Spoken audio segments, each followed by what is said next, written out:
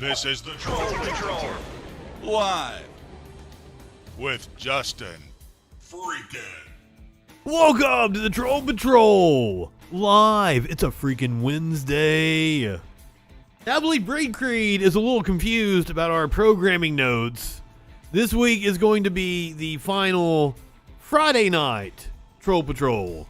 The Troll Patrol is moving to Sundays come August the 1st. Come Friday the 13th, the Friday Night Freak Show premieres. Do join us this Friday. I don't know what we're going to do for the special final last Friday Troll Patrol. The Discord said to put Sparkles in charge. I don't know what that would entail. Also, I don't know if you want that.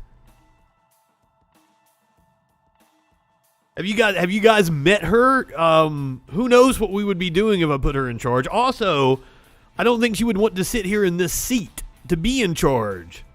Just getting her to be able to come over and take shit off my Spotify playlist was a chore, because apparently when you're around somebody that hasn't had, much experience with wild tech setups, apparently looking at my wall of monitors over here is very intimidating to people.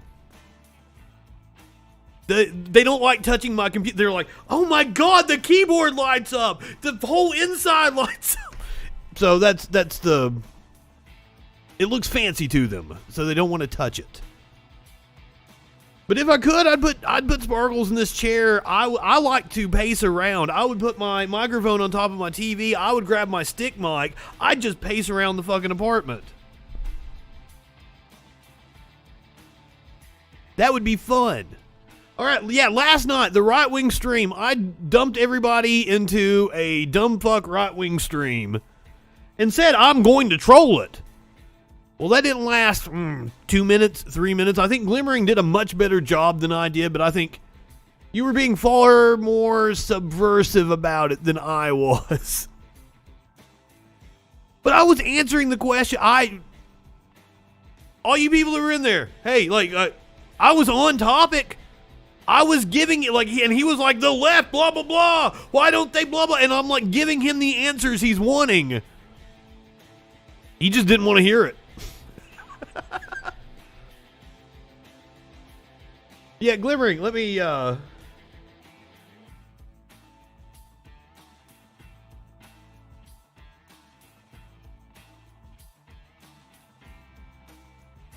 Wait, what? What, they banned you for saying the tetanus booster shots are every 20 years? What, that doesn't... They banned you for vaccine misinformation? What? I'm so confused as to what went on. Because once they banned me, I couldn't see the rest of the chat. And he didn't, unlike me, he didn't have his chat on screen. So I couldn't see what everybody else was saying. Because it just had a block for me over the chat. And I was going to request an unban because, motherfuckers, I rated you. I thought that might afford me some amount of leeway, but no. Banned. But that's the way it is with right-wingers. I'm going to tell the story about the trans woman I've been talking to. I'm not ready to tell it just yet. And it's more like I want to do my research and go and find videos of her.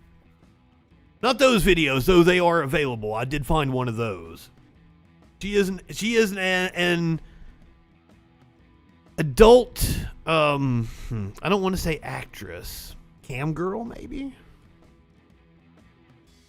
She sent me a lot of risque pictures in our chat.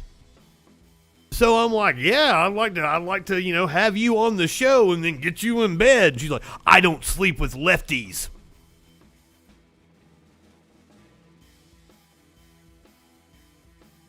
That doesn't make any sense to me.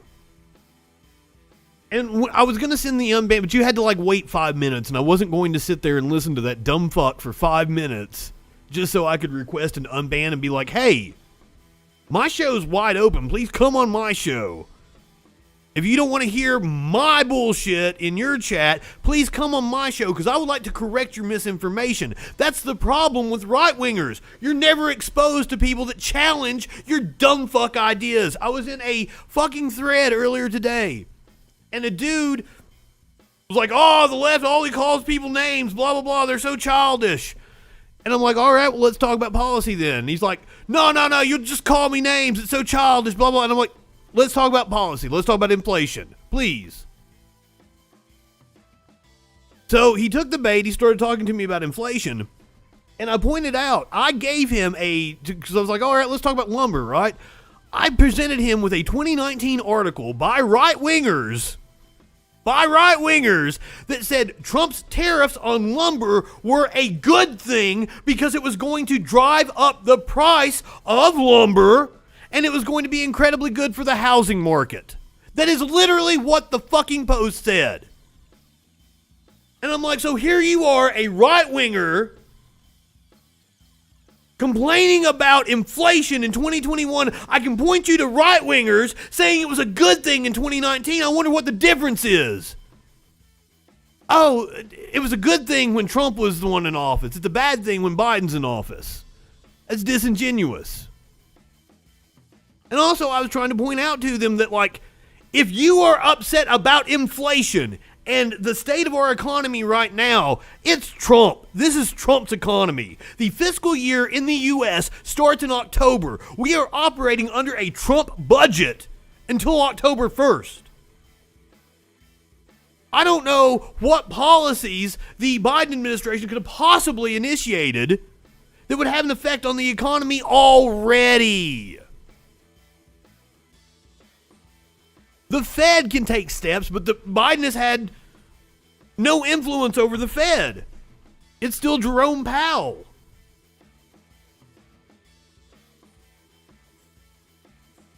And unless he steps down, I don't think Biden's going to get the chance to replace him. But I mean, you can't reason with these people. It's like talking to a goddamn brick wall.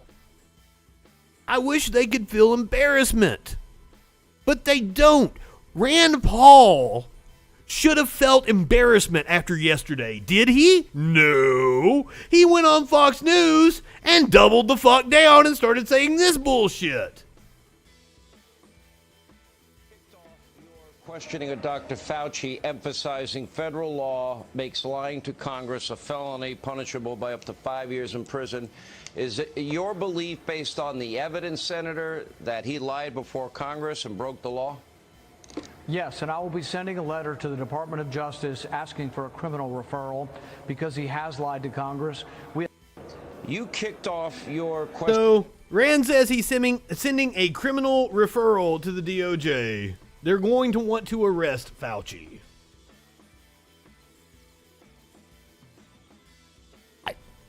You guys watched it. I even picked the longest clip I possibly could of it.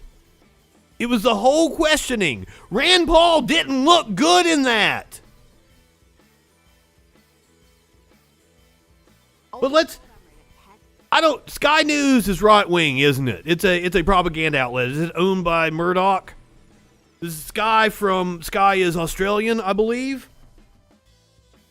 So we're going to see what Sky News's take on this is. Now, the title of the video on YouTube is Dr. Anthony Fauci used straw man argument in feud with Rand Paul.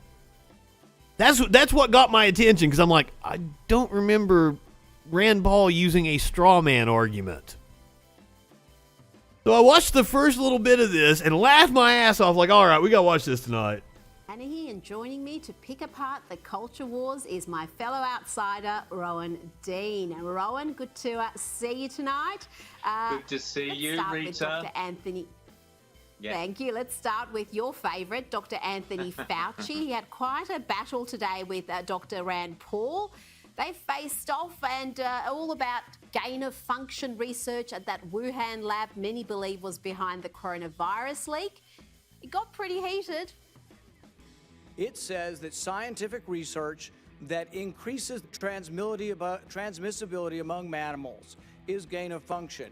They took animal viruses that only... He did say mammals. And they increased their I thought that last night. I didn't say anything, I don't think.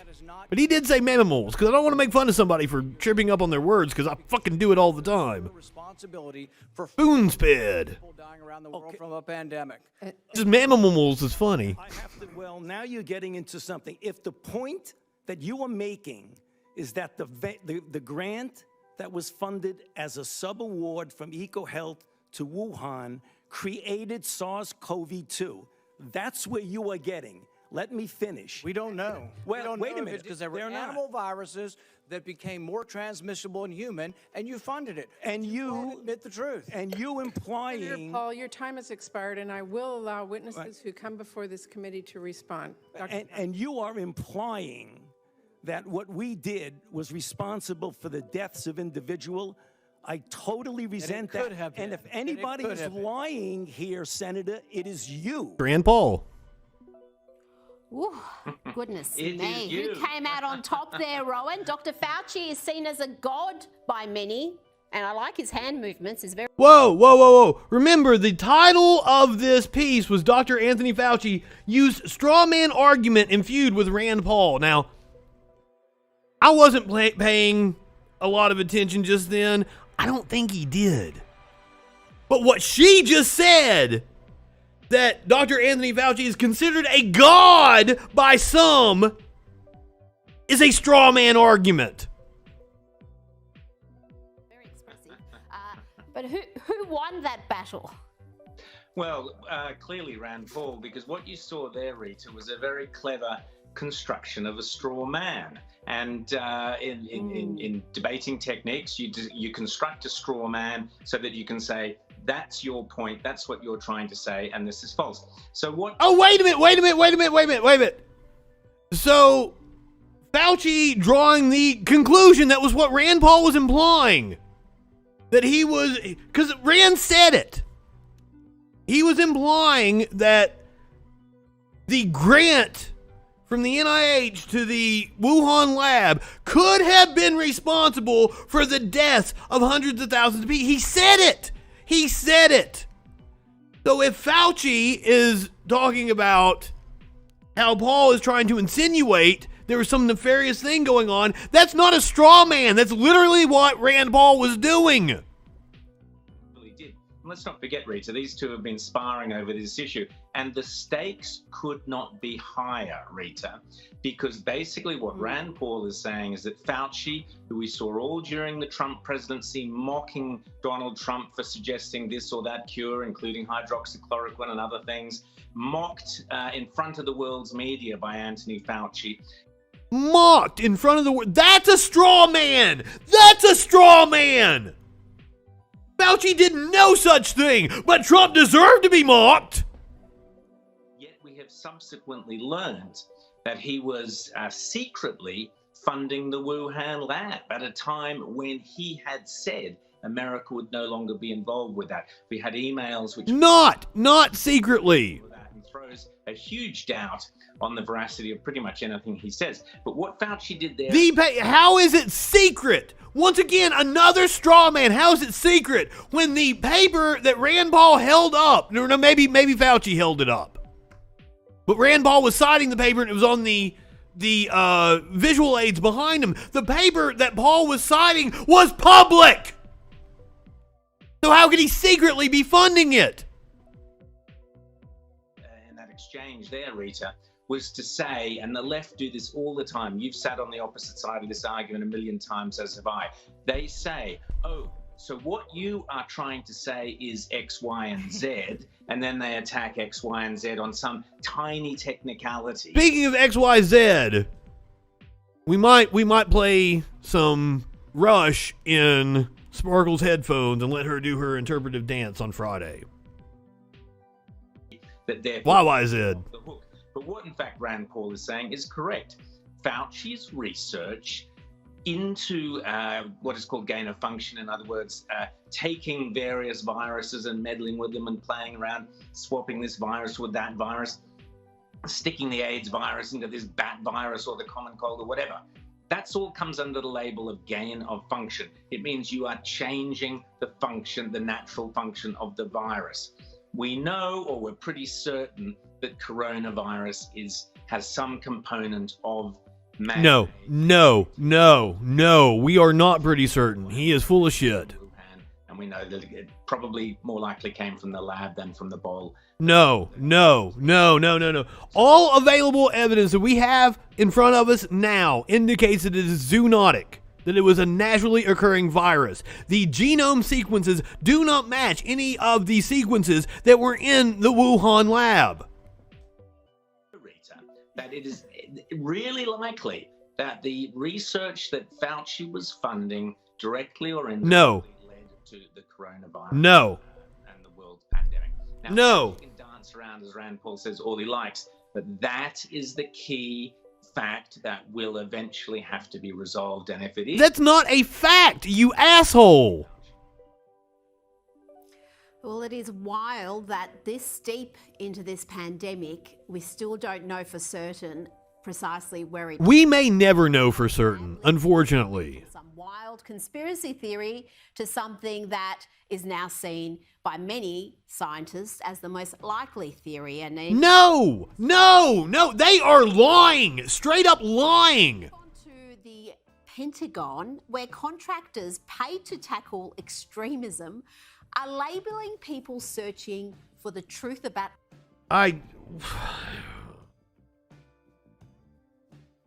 We did have the report that China was trying to cover up some of the sequencing, but apparently it still existed. And that the researchers had access to it, and they say there's nothing nefarious around it. Once again, I don't know enough to actually give you a proper assessment of what's going on. I'm just relaying information from credible sources to you. These two are not credible sources. They do not know what they are talking about, just like Rand Paul. If I was a betting man, I would put my money on Fauci instead of the fucking optometrist or ophthalmologist or whatever the fuck he is. But hey, while we're on the topic of, senators from Kentucky and bullshit, Mitch McConnell. Now, there has been a stark change in the way the Republicans talk about vaccination this week. So I do not know if they've had some kind of a meeting and they all see the writing on the wall that, hey, we're getting ready to kill our constituency. And that they are now just doing a complete 180 and trying to get the word out about vaccines. I mean, they're being hampered by, other people in their party. Yeah, I don't know how many times you all have heard me say this, but I'm a huge fan of vaccinations. As a polio victim myself when I was young, I've studied that disease. It took 70 years to come up with 2 vaccines that finally ended the polio threat. As a result of Operation Warp Speed, not 1, not 2, but 3 highly effective vaccines. And so I'm perplexed by And I do want to take the opportunity. Apparently there's some misinformation about the J&J vaccine going around. And even I've been wrong about its efficacy rate. I've been citing that, 70-something number. The trial was done at a different time than the Moderna and the Pfizer vaccines. Those trials were done during the summer. I saw immunologists say that had those trials been done in the fall where the J&J vaccine was, the efficacy rate would have been about the same. So take that for what you will. The J&J vaccine is apparently just as effective as the other vaccines. The lower number was a misnomer. The difficulty we have in finishing the job. If you're a football fan, we're in the red zone, but we're not in the end zone yet, and we need to keep preaching. I don't think we're in the red zone. I don't even know if we're on our side of the field yet. Seriously, Mitch. I think the worst of this may yet be to come. That getting the vaccine is important. Nobody knows more about that than Senator Blunt. I don't know if you want to add anything, Roy, to what I've said here, but Senator Blunt, that's one blunt I wouldn't smoke. Finish the job, and part of it is just convincing the American people of the importance of doing this. Well, good luck convincing the American people of that importance. Mitch, why don't you go look at, that was a New York Post piece that I was playing it from. Why don't you go look at the comments on that New York Post piece? Or why don't we just see what a state rep inside of your own state is saying?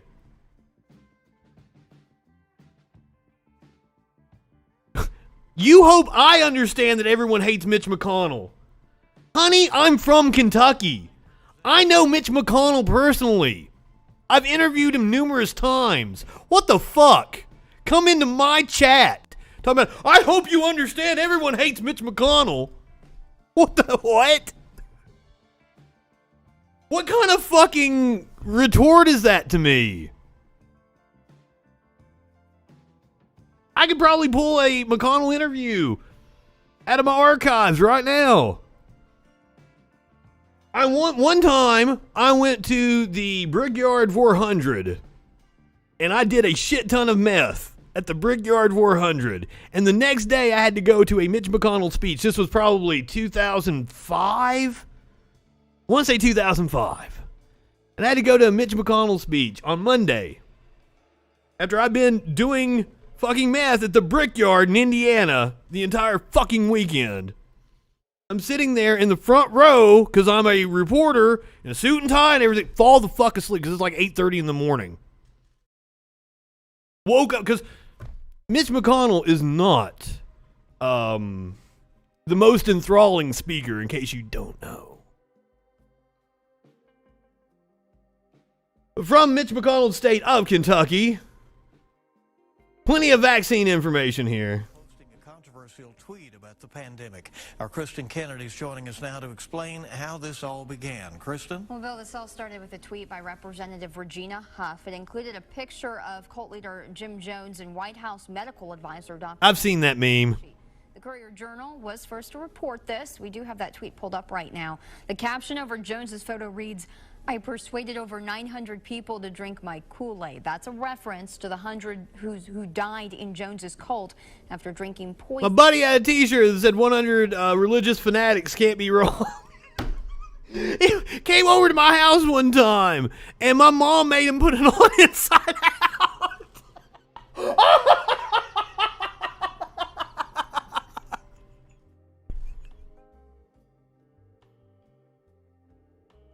Which is amazing, knowing the obscene t-shirts I own. 78. In reaction to that photo, Dr. Fauci's caption reads, "Amateur." Representative Huff tweeted out the photo. She then deleted it and made a separate tweet saying she did. Oh, she looks like a Regina Huff. Comments, but then she deleted that tweet too. Huff says she does not have a. By the way, as a media person, I would like to tell everybody, never, ever, ever delete a tweet. They are still available. Either apologize for it and own it, or say you stand by it and back it up with evidence. Don't fucking delete it. That is the wrong move. It's come at a tough time. A lot of school leaders are trying to decide if they will require students to wear masks this year. She is the House Education Chair. And two of the counties that Huff represents, Laurel and Whitley, are back in the red zone this morning because of rising COVID cases. She is the House Education Chair in the state of Kentucky. Fuck me. Do you think we're stupid? You think we're fools? Yes. Speaking of stupid fools, ladies and gentlemen, Ted Cruz. Ladies and gentlemen, Ted Cruz. I think it's real simple. There should be no mandates. There should be no vaccine mandates. There should be no mask mandates. We should respect individual liberty. Now, when it comes to vaccines, I believe in vaccines. So I've been vaccinated. Heidi's been vaccinated. My parents have been vaccinated. Heidi's parents have been vaccinated. I am encouraging Texans and Americans to get vaccinated, particularly if you're elderly, particularly if you're in a high-risk category. I think taking the vaccine makes sense. But I also believe... See, they've changed their tune. I think you're able to make that decision for yourself. You're able to look at the cost-benefit analysis and make a choice about whether getting vaccinated is a good idea. You got to walk that line, straddle that fence. We haven't vaccinated our girls. We think the cost-benefit analysis is different for kids. The rate of... Are they open for kids yet? ...for children is so low that trying a new vaccine... for There are children on ventilators in my state right now. doesn't believe in individual responsibility. They don't believe in individual choice. They want the government to mandate, you must obey. And so I've introduced... I want the government to mandate masks so that the onus is on them instead of the fucking minimum wage employee. So say you work at a store that implements a mask mandate, absent a government mandate, and what you are doing is just setting those minimum wage workers most of the time up to be harassed by assholes that vote Republican. So I do indeed want mask mandates from the government. 1, because it's good policy. 2, because it will cut infection rates. And 3, because it will protect the fucking workers that are on the front line. Ted Cruz. Legislation in the Senate to ban vaccine passports, to ban the government saying we're going to issue a document to make sure you've had a vaccine. I've introduced legislation to end the mask mandate on airplanes. It is crazy right now that airplanes are mandating mask mandates. It is crazy right now that we're not mandating masks everywhere. Ted Cruz, you stupid fuck. It doesn't make any sense. And Democrats are opposing this because they believe you just had the Texas Democrats from your state charter a plane and go to Washington, D.C., and now they've, like, what, 6 of them now? 7 of them have tested positive? And you fucks were mocking them for not wearing a mask on the plane. Jesus.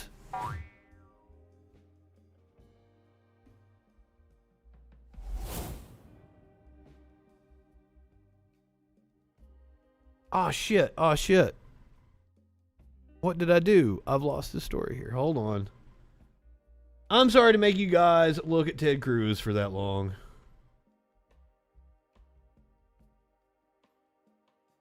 I fucked up. I've got to go find a story because we can't not do this one. By the way, stay tuned to the end of the show. It's going to get a little raunchy. Dolly Parton. Yeah, I said it. Yeah, we're going to get raunchy with Dolly Parton.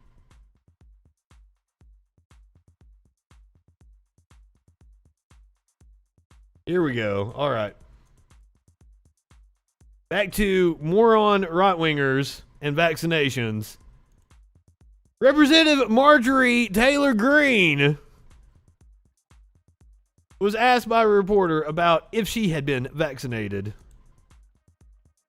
Let's see her response. What Scalise said today he got vaccinated, citing this Delta variant that's going around, and said he's confident that it's safe and effective. 2 questions. Have you yourself gotten vaccinated, and do you disagree with the Republican whip? Well, your first question is a violation of my HIPAA rights. No, it's not. You don't know what HIPAA is. HIPAA prevents doctors, medical professionals, nurses, and shit from giving out information about their patients. You, ma'am, can voluntarily offer up information. The reporter can ask you about the information. Hello. Aaron Navarro, CBS News. What Scalise said today he got vaccinated, citing this Delta variant that's going around, and said he's confident that it's safe and effective. 2 questions. Have you yourself gotten vaccinated, and do you disagree? What the fuck does he see outside? Well, your first question is a violation of my HIPAA rights. It is not. She's an idiot. We don't have to reveal our medical records, and that also involves our vaccine records. And do you disagree with Aaron Navarro? Yeah, you don't have to. You did not have to do that at all. No, no, no. But it was not a violation of your HIPAA. Or a violation of HIPAA.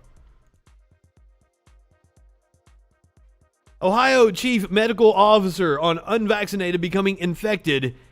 It is really just a matter of time now. God damn. What we now know with the advent of the Delta variant is that you only have 2 choices left. Either you get vaccinated or you are going to get COVID-19.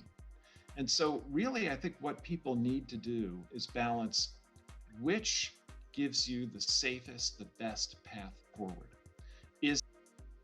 Like 100 million people. That's like 100 million people. There's like 100 million people that are guaranteed to get it.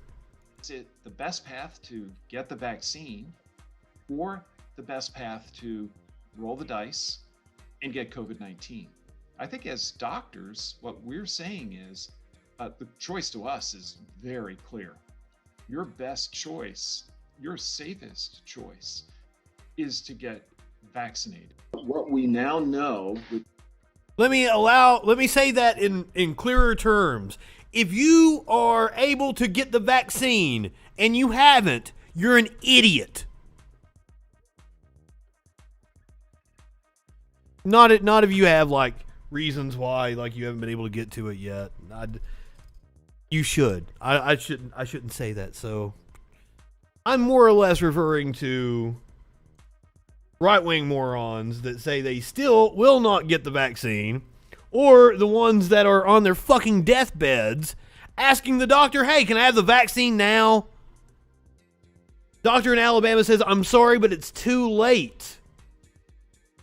Dr. Brittany Cobia said Monday that all but one of her COVID-19 patients in Alabama did not receive the vaccine.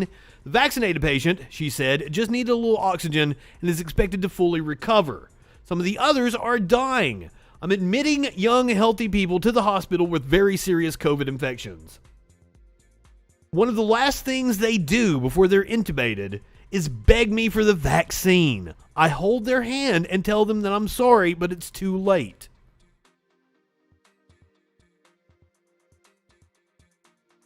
But these are the same fucking people that are arguing with me in the comment section.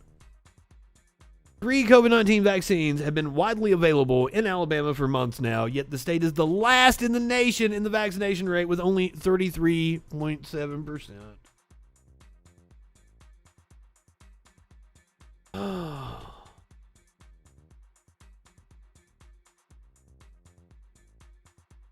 I hate to be the bearer of bad news. I'm so fucking sorry. I wish I was wrong about this shit.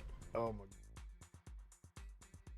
Texas hospital reports first case of Lambda COVID-19 variant. Texas hospital system on Monday confirmed its first case of the COVID-19 Lambda variant that was first detected in Peru and has quickly spread throughout South America. Houston Methodist Hospital, a Texas hospital system with 8 facilities, confirmed its first Lambda case on Monday. ABC News reported data on the Lambda variant is currently limited, though it has been designated as a variant of interest by the World Health Organization. The designation places it apart from the variant of concern, such as the Delta variant. News of this new variant in Texas comes as cases in the U.S. have surged, with health officials stating that the highly contagious Delta variant has become the dominant strain of coronavirus in the country.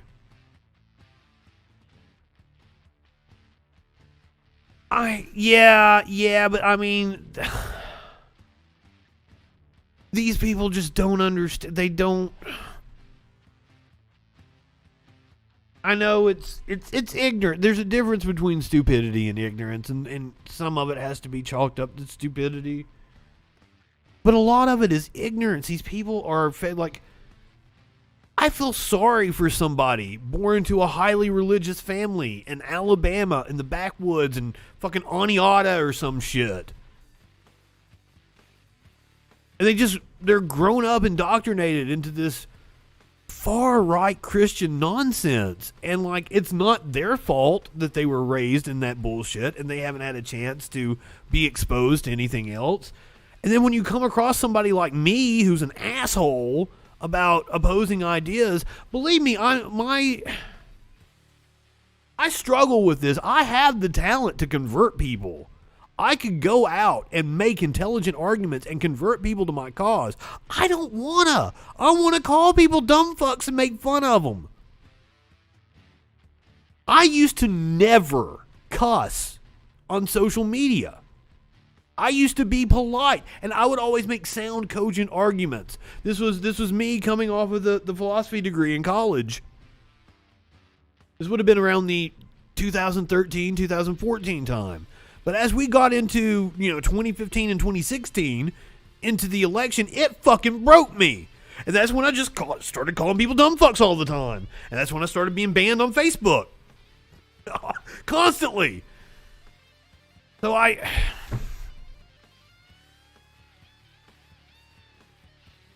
it broke me. It broke me. And I'm just like, what's the point of having these arguments with these people? Especially online. Especially online. And I think producer Dave has the same outlook that I do, you know, like, it's the internet, you know, we're just here to make jokes on each other and score points and shit.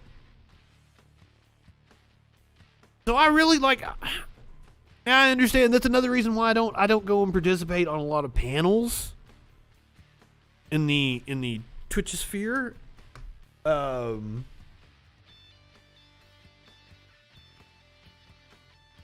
I forgot all about the Biden town hall. Do you guys want to watch that? Should we turn it on? Honest to God, my show is probably way more interesting than anything Biden's got to say. But I meant it. I was like, oh shit, it comes on right at the same time as my stream. I don't have to do work today, and I completely forgot about it. All right, let's pull up the Biden town hall. It's on CNN though. I don't Do I have a live stream of it on YouTube?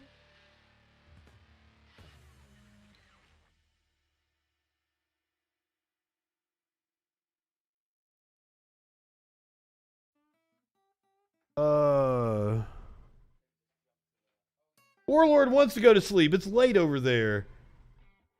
Yes, if I was gonna cover it, I would have had to have like signed up. What I do when I need like access to CNN or some shit is I go and sign up for like Sling or YouTube TV or some shit.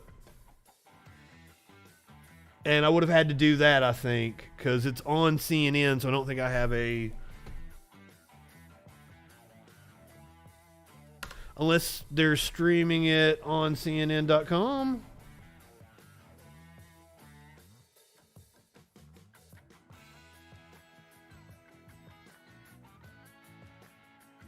Yeah, it looks like CBS is like tweeting out updates and shit.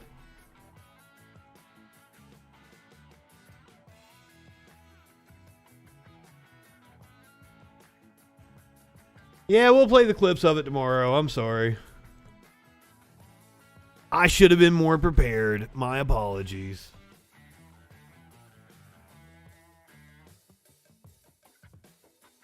But if we had done that, you wouldn't have gotten to hear this story, and this story is batshit fucking crazy. An NFL player says he'll get vaccinated if he can earn a profit from it. NFL player Cole Beasley said Tuesday he'll get vaccinated against COVID-19 if he receives a profit from the shot. Beasley, a wide receiver for the Buffalo Bills, was responding to a post from NBC Sports Pro Football Talk, floating the idea that the NFL forego marijuana testing for vaccinated players. They should forego marijuana testing for everybody. Why vaccinated players? What?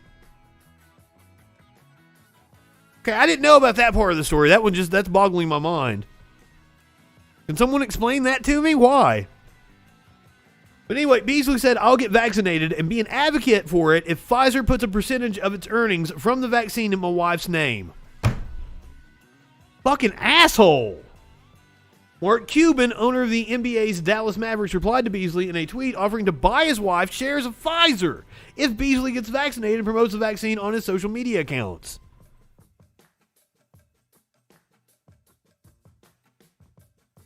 This whole thing. I'll tell you what, Cole, you get vaccinated and promote vaccination on all your social. I'll buy your wife a share. Okay, that's a little different.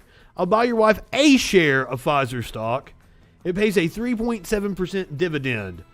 That way she's getting a percentage of Pfizer's earnings deal. Well, at least it's just a share.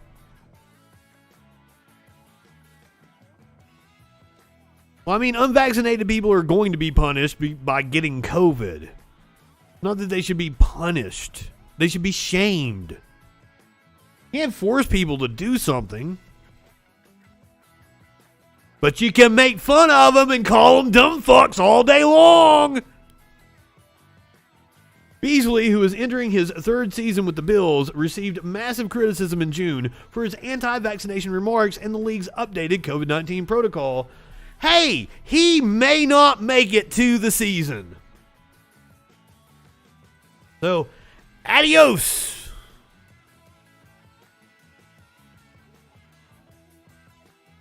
But man, the COVID is making people do some crazy fucking shit. Man in Australia who was under COVID quarantine. Oh, wait, it says I can watch it here. What the hell?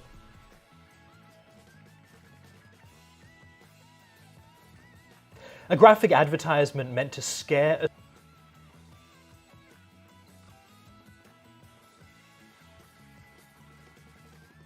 Maybe we'll get it.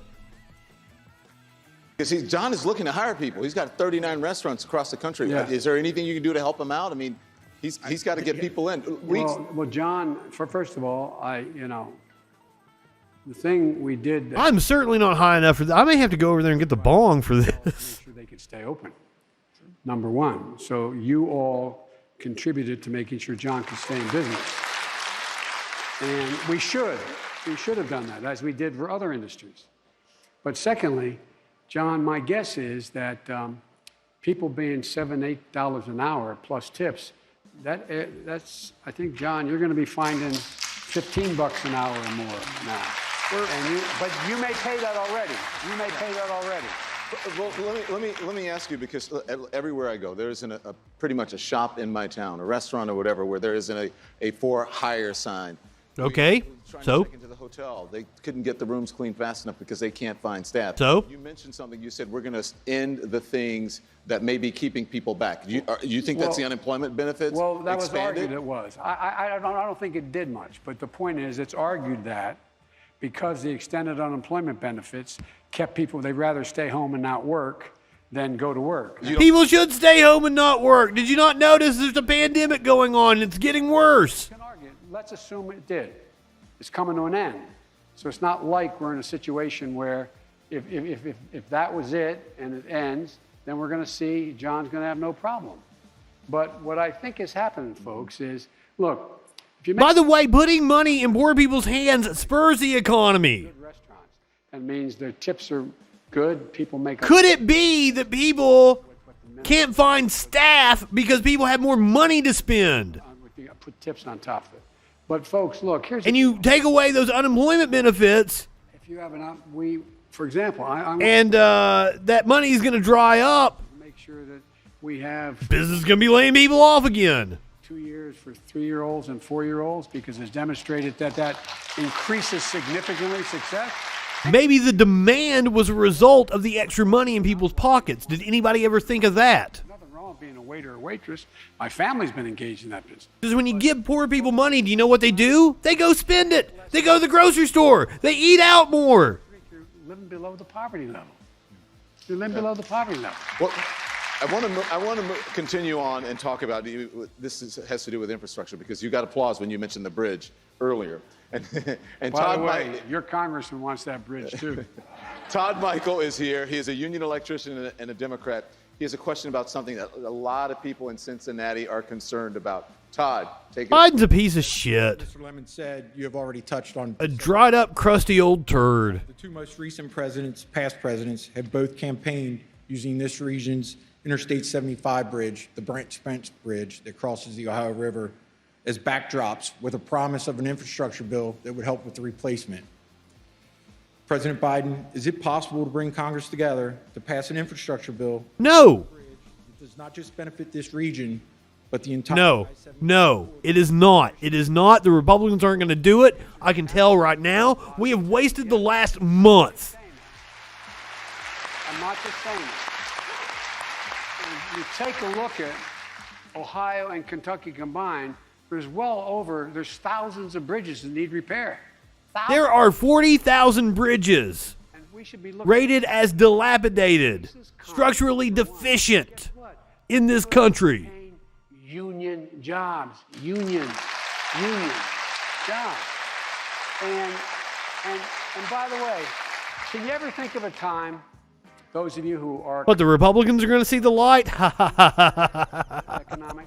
you think of They're on Fox News tonight trashing it. The wealthy didn't do really well. Oh, the Democrats will see the light. I'm being deadly earnest. Can you think of any time that's occurred when the middle class does better? I'm tired of trickle down. I come from the corporate state of America.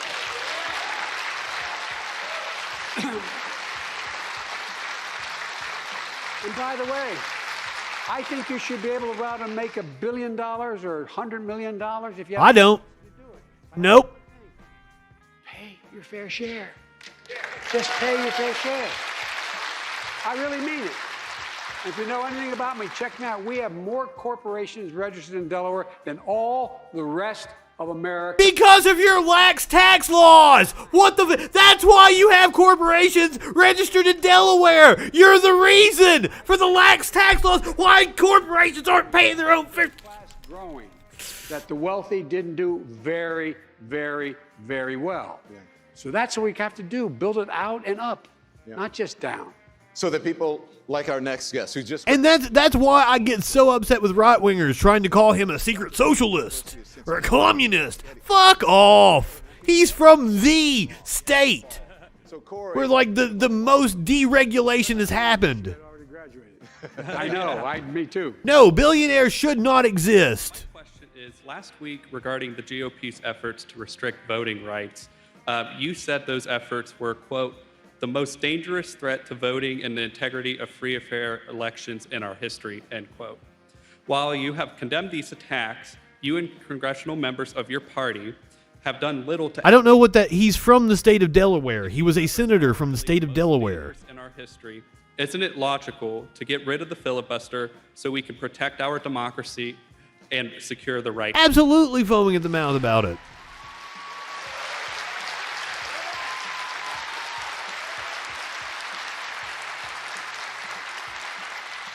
I stand by what I said. Never before has there been an attempt by state legislatures. Yes, that is correct. Over the ability to What's your point?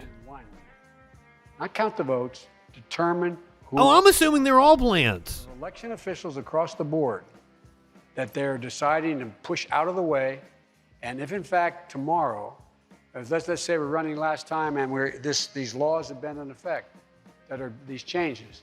In Georgia, the Georgia's legislature, Biden won by multiple thousand votes, they could say, we don't think it was legit, and the state legislature votes, we're going to send electors up to Congress to vote. I don't understand what you're saying about, he makes federal laws. Ever. Let me give you another example. Mitch McConnell and Humana. This is Jim Crow on Humana, headquartered in Louisville, Kentucky. You think that Mitch McConnell and Humana aren't working together to fuck Kentucky over? I've been saying for a long, long time, the abuse of the filibuster is pretty overwhelming.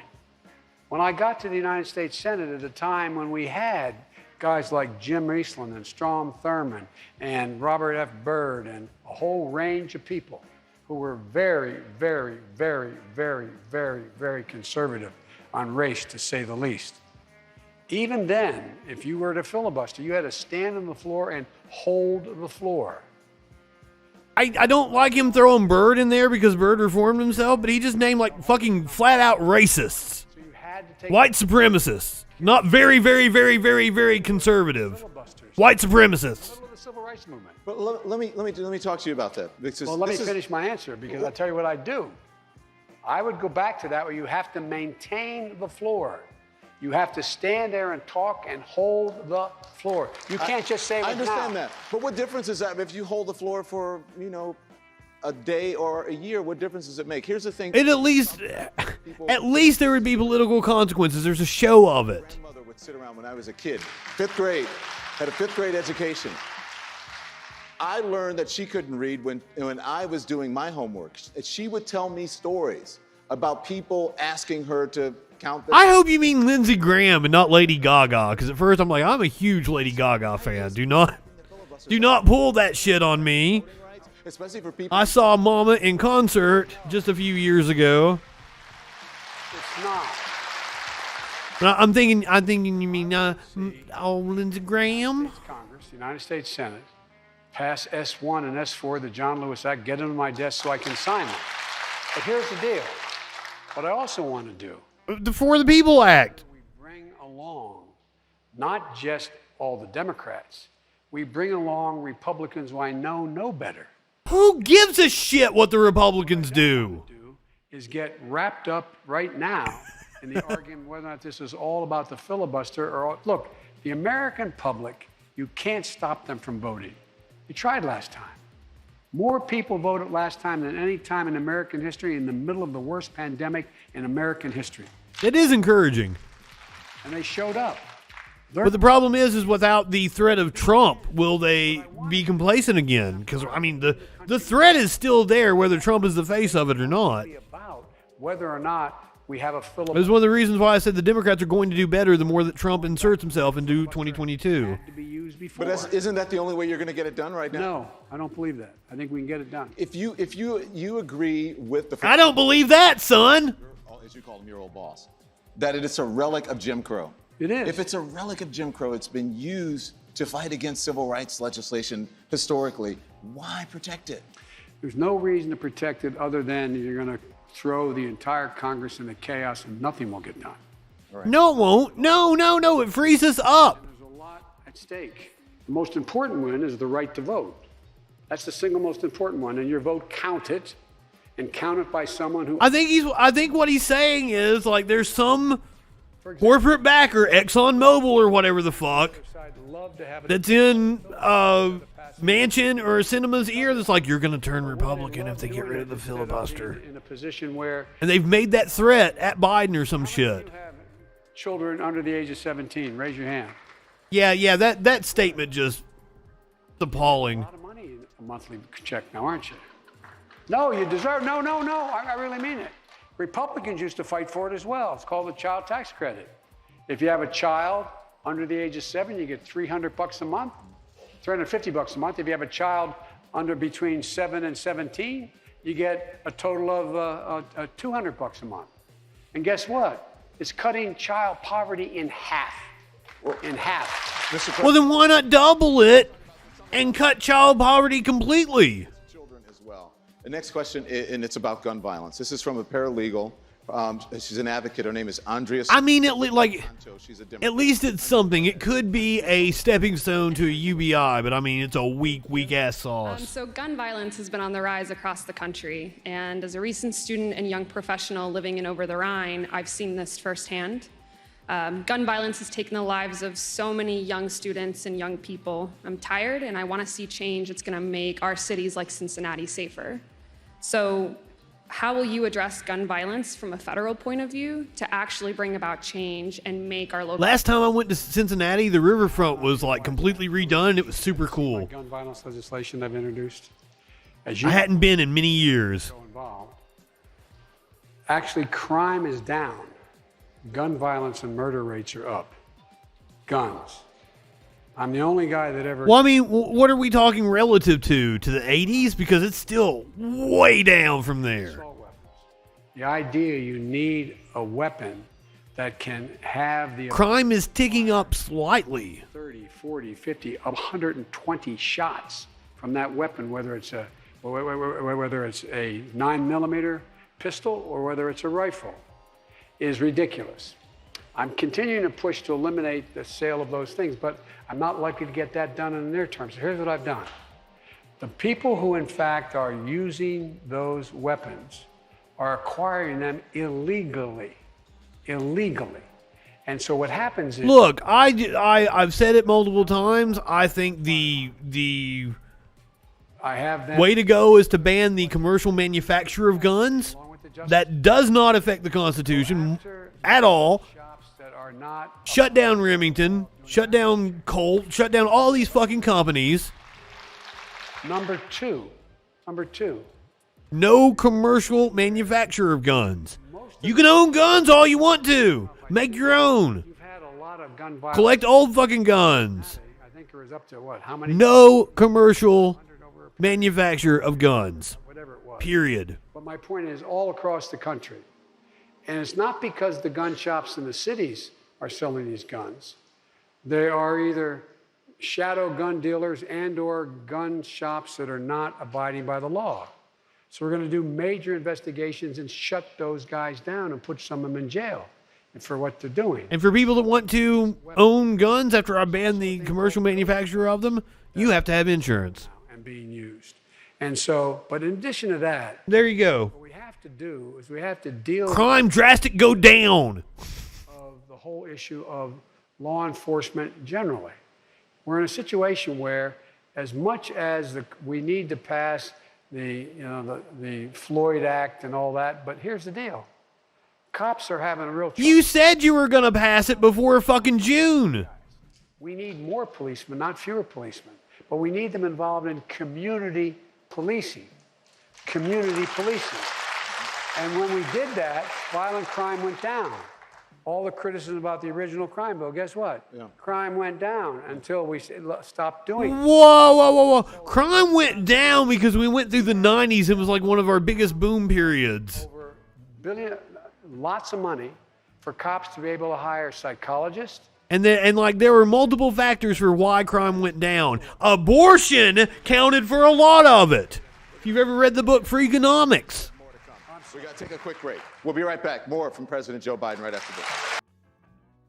So what they found was that, in the 90s, crime going down was correlated by the fact that there were less unwanted children in the 70s because of the Roe v. Wade decision, which makes perfect sense. That was also coupled with we were in an economic boom period. And they locked a shit ton of people up. We became a totalitarian state, and we locked up more people than any other fucking country on the face of the earth. And that's bound to have an impact on crime. How wide is the audience? In Cincinnati, I would assume it's pretty diverse. I mean, also, we're talking there's some sort of gatekeeping going on. You're going to have to be somewhat bougie to get in. 65% at least.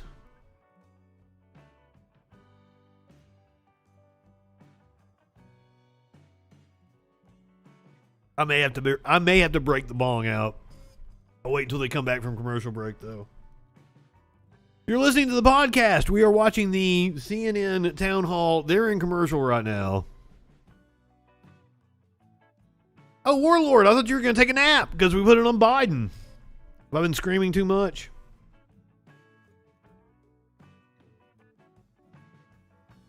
Biden probably had a nap before this. He seems, well rested. I can't believe... Oh, my God. Did I ever tell you guys I had to apologize to Sparkles? It was... July of 2019, and she was just being completely cynical about things. I'm like, it's okay. This time next year, we're going to be getting ready to vote for Bernie or Elizabeth Warren. Now, I only said Elizabeth Warren because Sparkles is a hardcore feminist. So I wanted to throw the woman in. I didn't think Warren had a chance at that time. But I wanted to keep her spirits. I'm like, we're going to be voting for Bernie or Warren. It's going to be awesome. Yeah, sorry. My bad. I was all optimistic. I honestly think if Bernie had played more hardball, he could have won. But also, I didn't know there were a lot of things going on with his campaign that I didn't know about at the time that we know about now. Like, they almost fucking blew his campaign up. The workers, like, they wanted to do a work stoppage right before the Iowa caucus.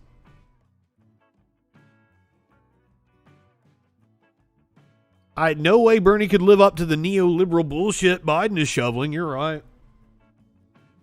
Bernie would actually, have good policy. But I mean, Bernie does have good policy. Bernie's already helped us.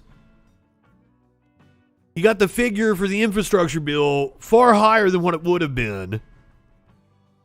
That's what I did the story about. It's like, sorry, Bernie, it's going to be way less than your $6.5 trillion. I was like, as I understand it, Bernie only threw out the $6.5 trillion to get it up to $3 or $4 trillion. And that's what happened as a starting point. So, yay, Bernie, you fucking rock.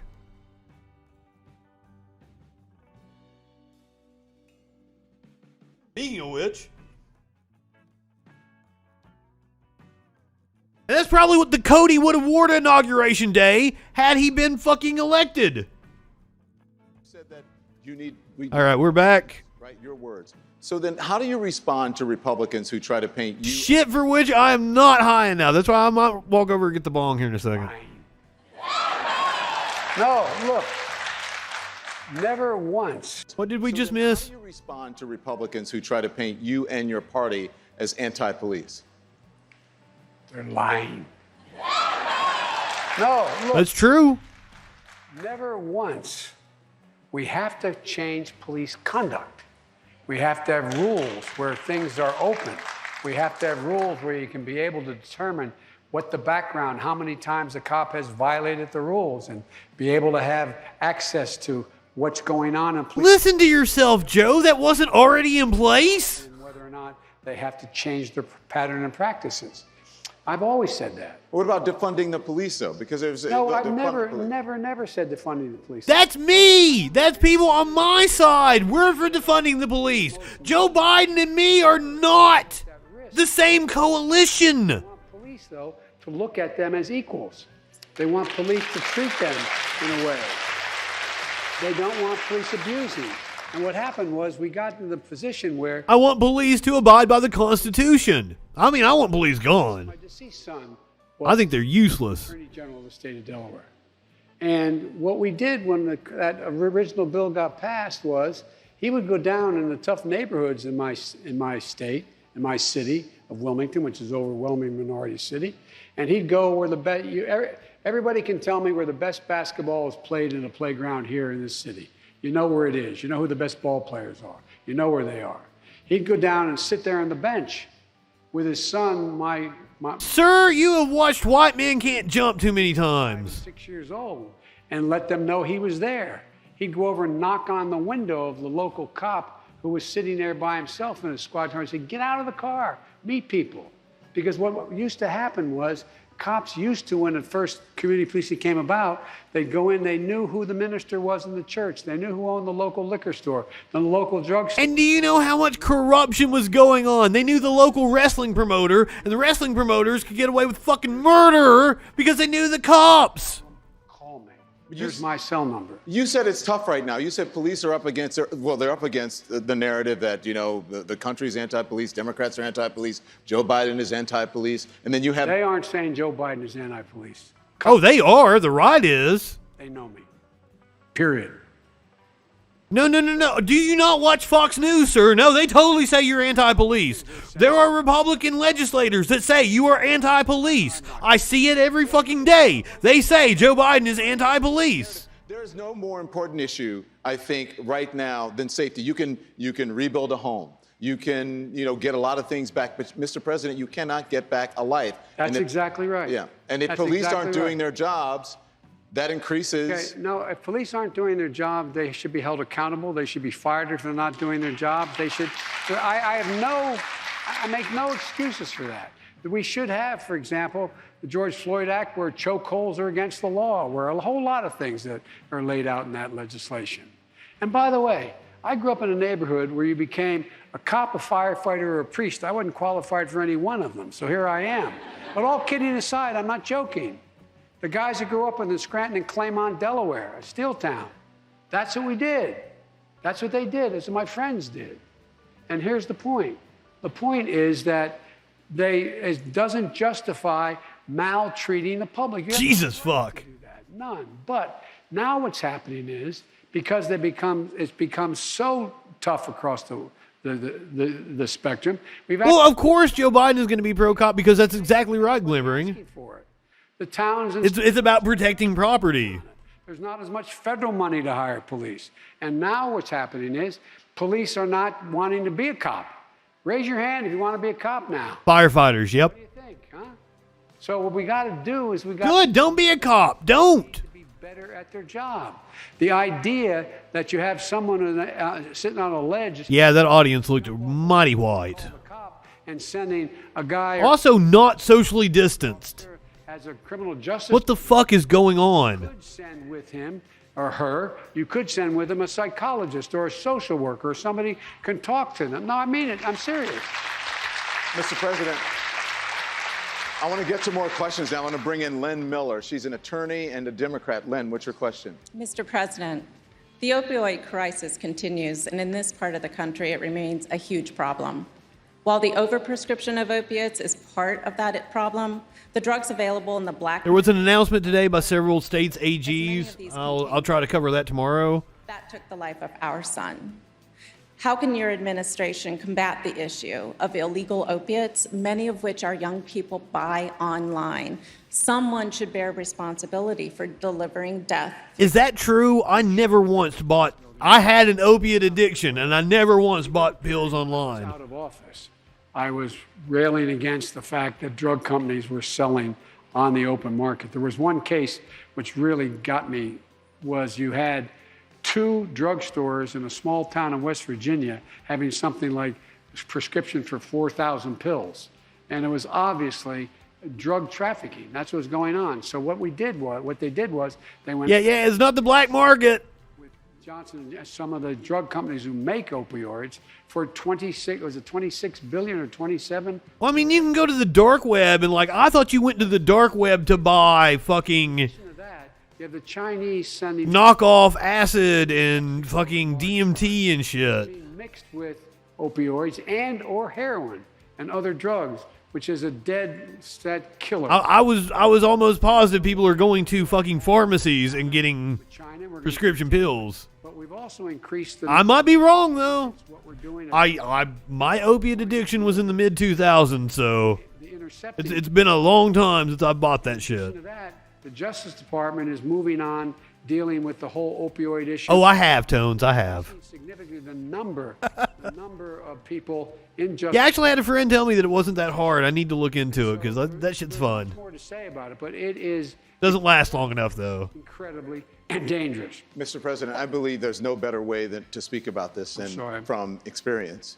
I don't think there's probably a family in this room who hasn't been affected by addiction. You've been very open about your son Hunter's problems with addiction. This is personal for you. Listen, I've dealt with it in my own family. Every family deals with it. But this is personal for you. Yes. And I'm so damn proud of my son. I think most people deal with it. I wrote a book about how he overcame being addicted. And he did it, and he's doing it, and he is in good shape, thank God. Here's the thing. We don't have nearly enough people involved in mental health and drug addiction services, number one. Number 2. Well, that's a failure of government. We shouldn't be sending people to jail for use. We should be sending them mandatory rehabilitation. That is a weird thing for the author of the crime bill to be saying. People are, in fact, in jail. They should be getting, that's not the main crime, but they should be getting treatment while they are in jail. 4th, when people get out of jail, whether it's for drug addiction or any other crime, if they've served their time, they should have full access to everything from Pell Grants to public housing to... Absolutely. That is a huge problem. And take the fucking felon box off of job applications. Ban that shit. It's the smart thing for us to do. Because what happens, years ago, there was a guy named Arlen Specter from Pennsylvania. Piece of shit. Legislation. That was a Second Chance Act, which meant that right now, when you get out of jail in most prisons in the states around the country, what happens? You get a bus ticket and $25. You end up under the bridge, just like you did. You're almost mandatory rehabilitation is tricky because fucking you have to be ready to quit. They should have access to drugs. So mandatory rehabilitation isn't the answer. Having safe injection sites and sites where people can do drugs under supervision and getting the stigma away from it so that when people are ready to seek help, they can seek it on their own. They have to make that decision. You can't mandatory rehabilitate somebody. It's impossible. Of the brain and has to be treated as such. I think addiction and mental health issues have to be dealt with just as if you break your arm and go to the doctor. We should be able to talk to. There should be decriminalize across the board. By the way, that was like my very, very, very first college class back in 2001, 2002. Vice President Economics class. Professor comes in. Legalize all drugs. Explains why you need to do it. And I'm like, wow, I'm into economics. Turns out I'm not.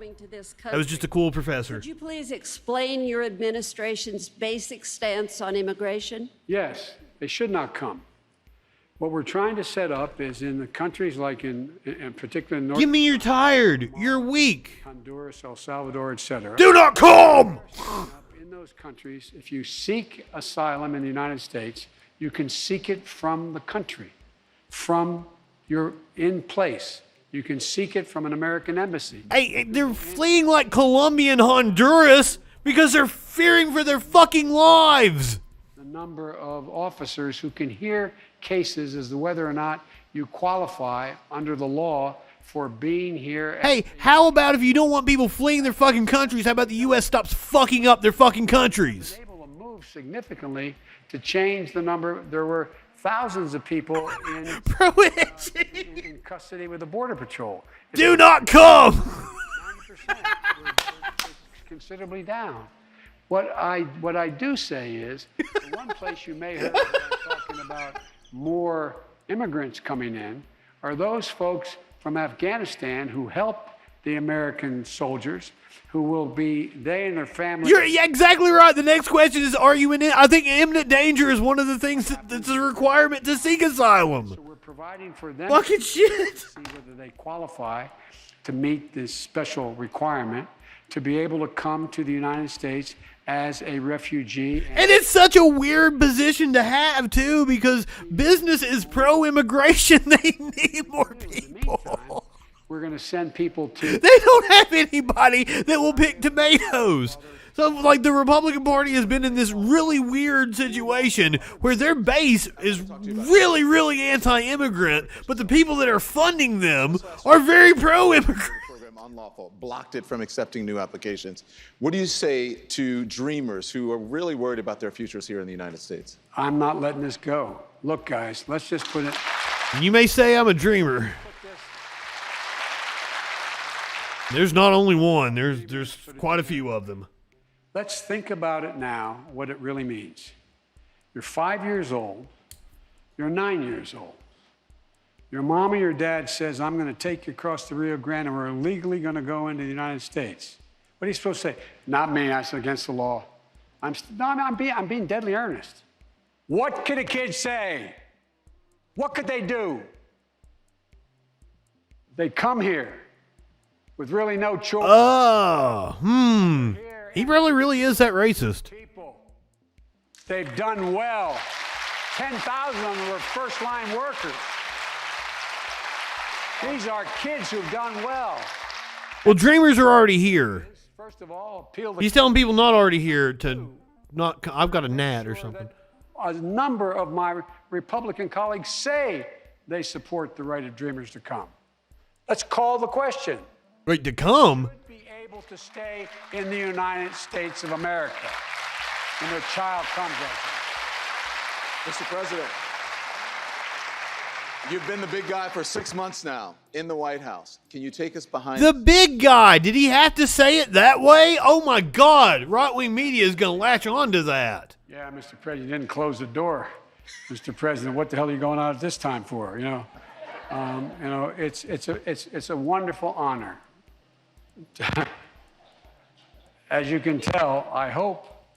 As I can tell, you have wanted to be president since you were fucking 30. Protocol. And are they getting ready to wrap this? This is wonderful. And because things are so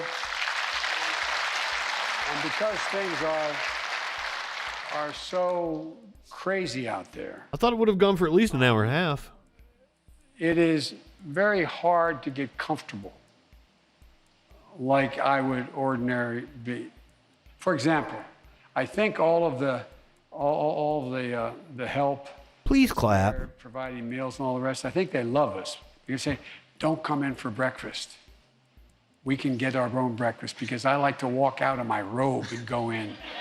No, I'm not. You think I'm joking? I'm not. You know what I mean? I don't think you're joking, Joe. And so it's just the only place I have felt like what the office connotes is when I went to Europe and watched the rest of the heads of state react to me, not me, because I'm the President of the United States of America. The United States of America. And here's what happened. What do you mean, how does this work on people? I don't think this works on anybody. I was like, Leader of the free world. Well, I realized Joe was a compromise. The fucking powers that be could not stand Bernie. who he is. He knows I mean what I say and can do what I say. You understand this? Doesn't mean Not glimmering. It's cool. It's cool. It's the first time I've ever felt the notion that I meant to watch it. I had it in mind, and I forgot all about it today. must be the leader of the free world. If we don't do it, nobody good is likely to do it or has the capacity to do it. I really mean it. I mean, I don't even think the neo-libs like him all that much, right? They're just like, everybody's like, all right, I guess Biden. That's how he won. Downstairs, and they played Hail to the Chief. I wonder, where is he? No, you think I'm kidding. I'm not kidding. You know, I mean. Where's Barack? I haven't seen him in a while. Oh, yeah, I'm president now. But you think I'm kidding. I'm not. Now, I will say, like, in Joe's defense, like, he is earnest. He is an honest person. I think he's genuine. He shows emotion. He really does enjoy being around people and talking to people. I've dealt with my whole life. Whether I'm good or bad, I have more experience. I'm assuming I would like Joe if I met him. He seems like a charming guy. I've been deeply steeped in foreign policy, the justice system, the economic. Oh, yeah, your foreign policy is real, like, it's a real banger, literally. I never thought, you know, what the difference is. I used to kid Barack, who's a good friend, President Obama. And, you know, at one point, I was always the last guy in the room, for real. On every important decision. I know, I've seen it.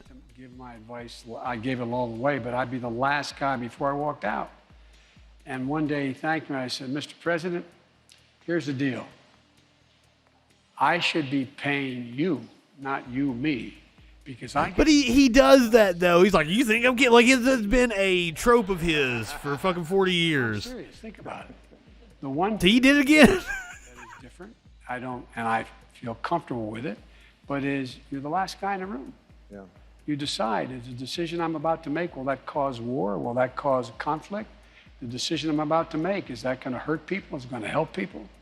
That's the part that is different. But I don't think Pelosi made him do it. I mean, it's such a great, great honor to live. Man, woman, person, TV. He's still bragging about that shit. What a dumb fuck. One day Barack came over to NAVOPS, called Naval Operations, the Vice President's residence, which is on about, I guess, 80, 90 acres. And it's a beautiful, beautiful spot. And there's a fence around the whole property. I bet you miss that, don't you? I do.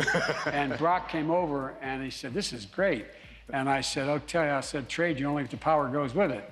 But the point is that there it was totally different. You could walk out in your shorts with a short sleeve shirt on, and you could walk around and there wasn't anybody there. You can't walk out anywhere now. But I'm not complaining.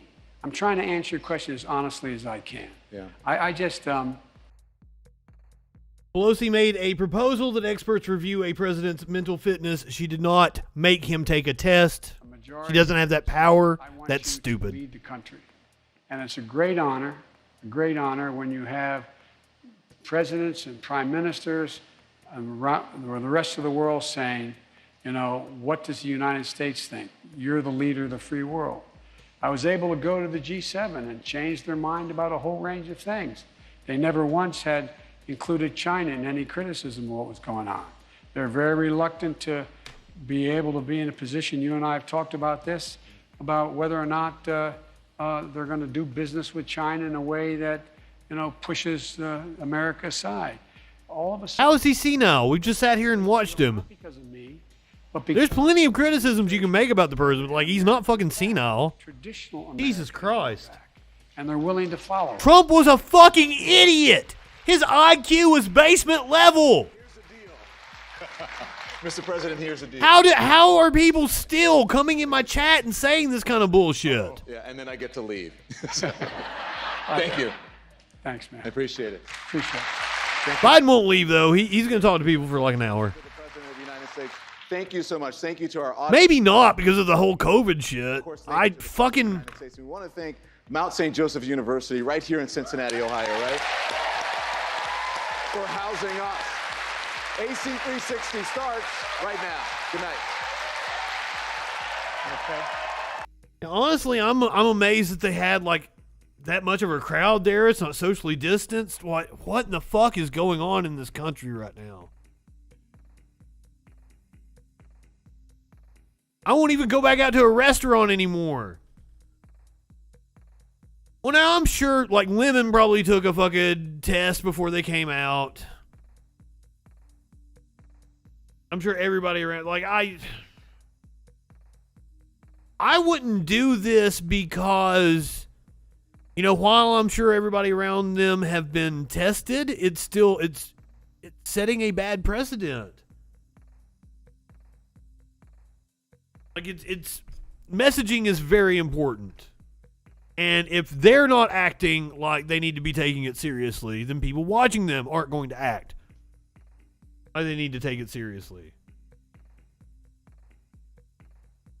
You very much need to take it seriously. Do not flee from your quarantine using a rope out the side of the building. 39-year-old man allegedly used a rope made from bed sheets to shimmy down from a fourth-floor hotel room and flee Australian quarantine, according to police. The man arrived in Western Australia from Brisbane on Monday, but didn't meet the exemption requirements needed to enter the state, which currently has strict border rules in place, according to a statement from the Western Australia Police Force. The man was told to leave Western Australia within 48 hours and was sent to a quarantine hotel overnight. The man allegedly made a getaway after midnight, but was caught Tuesday morning and charged with failure to comply with a direction and providing false information.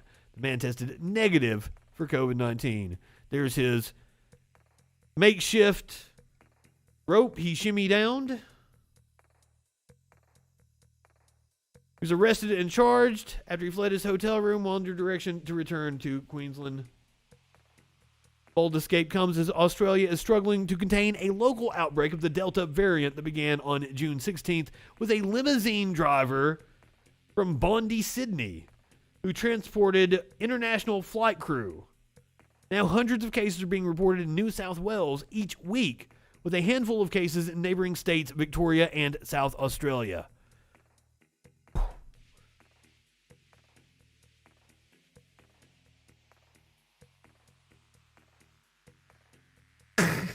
No, other countries have actually taken this shit seriously, and they absolutely make you quarantine.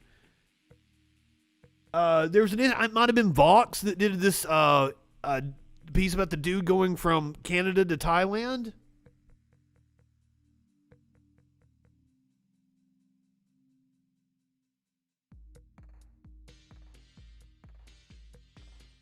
All right, so this one's a weird story. Apparently this happened today, but I could only find this right-wing site. Not even all the right-wing sites were talking about it.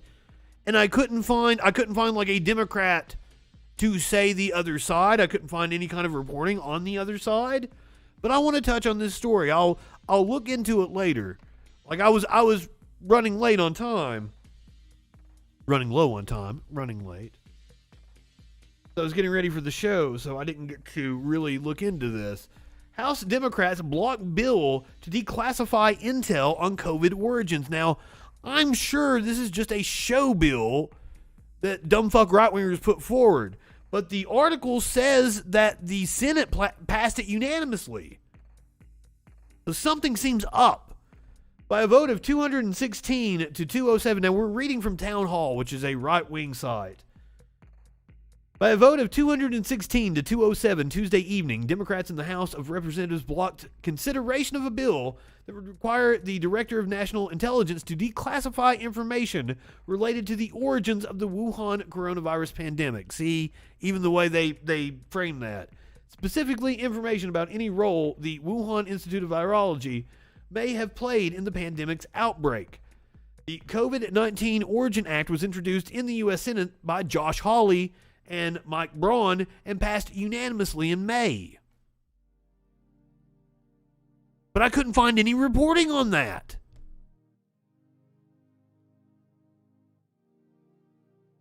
So, Rep. Michael Burgess brought the COVID-19 Origin Act to the House floor for consideration, with Reps. Brad Westrup and Darren LaHood explaining its importance shortly before Democrats voted down the measure Tuesday night.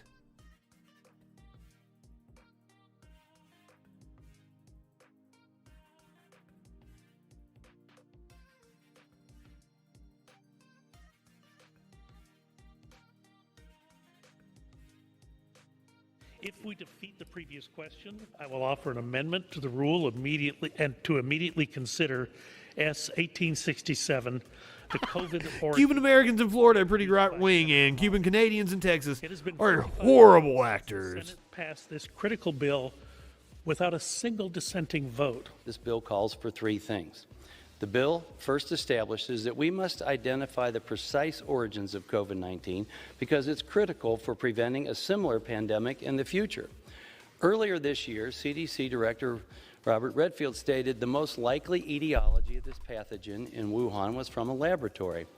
Even Director General Tedros of the World Health Organization acknowledges that COVID-19 may have originated in a lab and thought it was worth investigating. It's worth investigating, yes. Scientific opinions and a whole slew of evidence, including what I noted earlier, the bill establishes that we have reason to believe the COVID-19 pandemic may have originated in the Wuhan Institute of Virology. So now, this is Representative LaHood. The gentleman from Illinois is recognized. Thank you, Mr. Speaker, and I want to thank my colleague, Dr. Burgess, for yielding, and Dr. Winstrup for leading this effort. If the previous question is defeated, we will amend the rule to immediately consider Senate Bill 1867. Exactly. I wouldn't put it at 1%, 5%, 7%, maybe. Unanimous consent is simple. If passed, the bill would require There's a chance. It's low, though. intelligence to declassify, and we don't have any positive evidence potential links to point towards the lab leak at the moment. also known as the Wuhan lab. We have circumstantial evidence, and that's what they're all saying. Oh, the evidence looks like a lab leak. No, you've got some circumstantial shit. The devastating effect that this pandemic has had in this country, with over 600,000 deaths. The military personnel In May, in China getting sick at the lab. Released an interim report outlining The researchers getting sick. to a possible lab leak of the COVID. But that's all circumstantial. Here are the facts.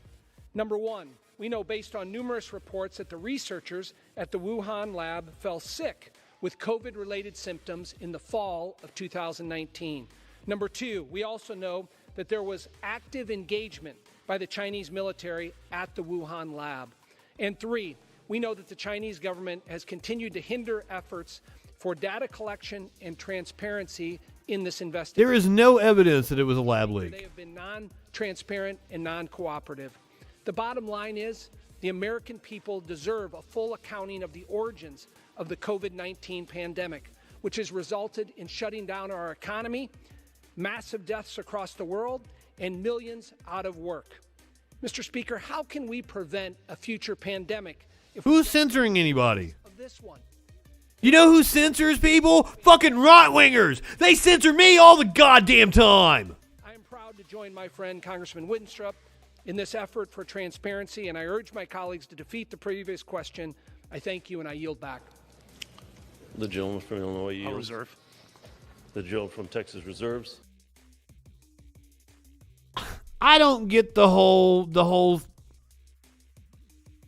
China situation is complicated. Because what the right wingers are bitching about with China is fucking capitalism.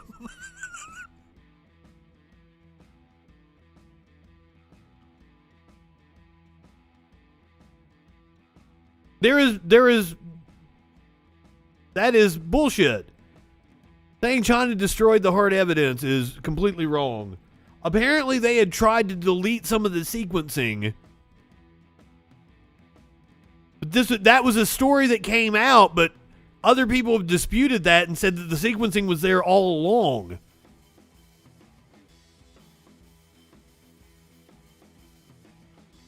And no, they did not know it was happening for several months before they acknowledged it. That's not true at all. So, like, I believe you're completely misinformed. What's a snicket? If you come in here, you should probably try to learn something, because I've covered all of that. If you were a viewer of this program, you would know what the facts are, because I've covered this. So instead of coming in here and trying to tell me what for and being fucking wrong, you should, like, you know, open your ears and listen a little bit. But now, while it was hard to find any information about the COVID-19 origin bill, it was incredibly easy to find the big story from Capitol Hill today. McCarthy pulls Republicans from the January 6th Select Committee after Pelosi rejects 2 of his picks. House Speaker Nancy Pelosi said Wednesday that she rejects Republican leader Kevin McCarthy. No, what's a snicket? I'm right. I'm telling you to listen to me instead of coming in here and saying bullshit and making me have to correct your ass. If you viewed my stream regularly, you would already know that you were wrong, because I would have presented you the evidence. So please do subscribe, like, share me out. Come to learn. Don't come in here to try to fucking throw your bullshit around. Yeah, I don't even want to get into all that about, like, fucking Trump and his denial and his cover-up. You can say all you want to that China tried to cover it up, but China's response to it was far better than ours. Holy fuck, are you not listening to what... You have to be a right-winger, because goddamn. Do you think we're stupid? You think we're fools? I am telling you, instead of coming in here and trying to tell me something, listen to what I have to say. And then you won't be fucking stupid. You don't have to agree with my conclusions. I'm going to show you the facts. You're going to know what's up if you watch. There are conclusions that I have, that I draw from the facts that I present. I talk super loud. Cool. Yeah, I'm well aware. I have issues. When I have Sparkles on the show, her microphone picks me up. And it causes an echo. And I'm having to deal with it because she talks so low like this. And I'm loud like this.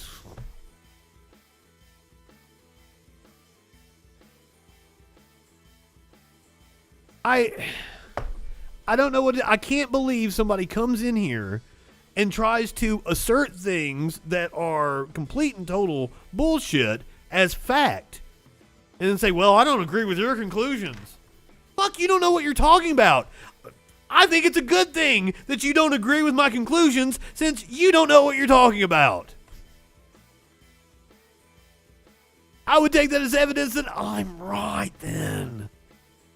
House Speaker Nancy Pelosi said Wednesday that she rejects Republican leader Kevin McCarthy's naming of Representatives Jim Jordan and Jim Banks to the Select Committee investigating the January 6th Capitol attack, citing their objection to President Biden's Electoral College victory.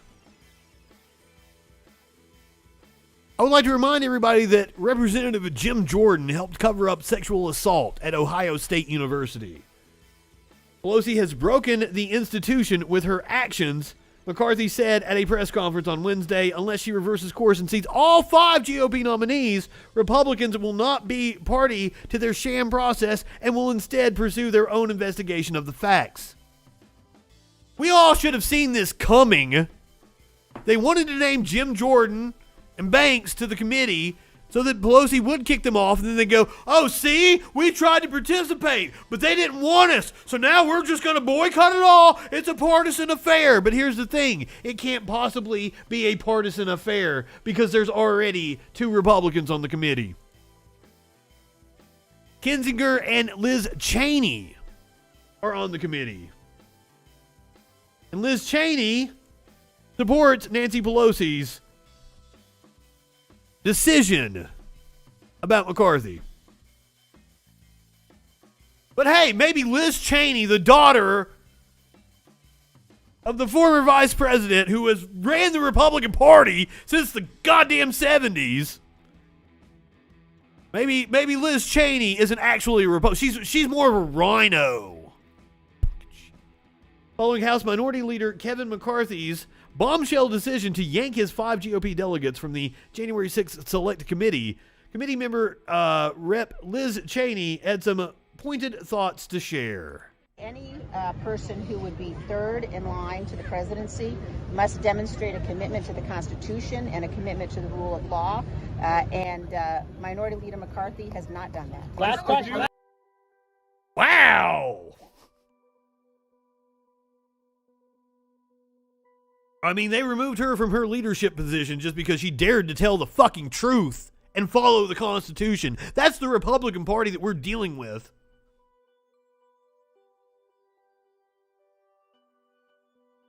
To interrupt you, Congresswoman Liz Cheney is speaking at Capitol Hill.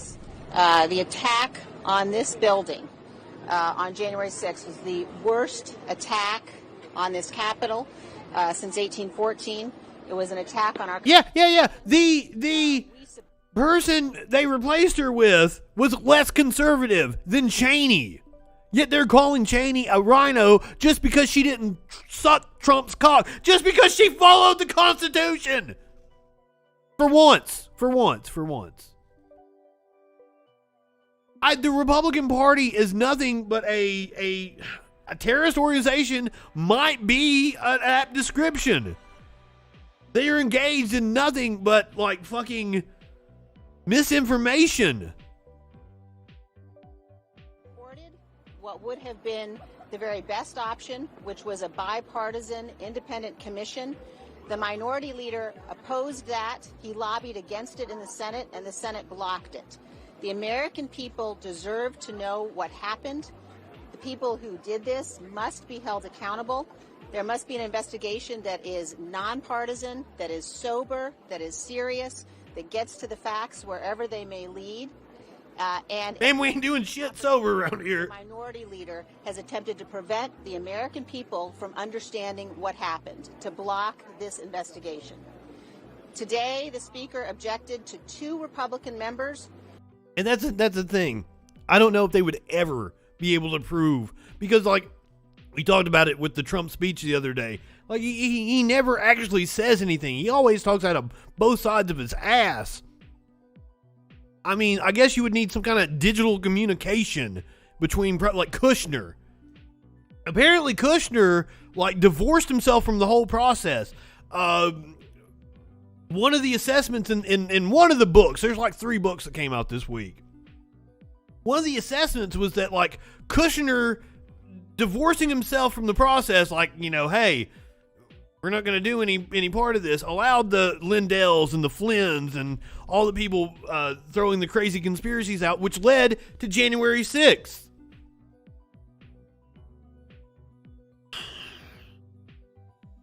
I mean, I feel like his fucking speech is proof enough. I think the Democrats made their case. He was being protected by the Republican Party because they care more about their political power than they do the rule of law, the Constitution, or anything else. They do not give a shit about this country, about democracy. They want to uphold their system of white supremacy and corporate bullshit. She accepted 3 others. She objected to 2, one of whom may well be a material witness to events that led to that day, that led to January 6th.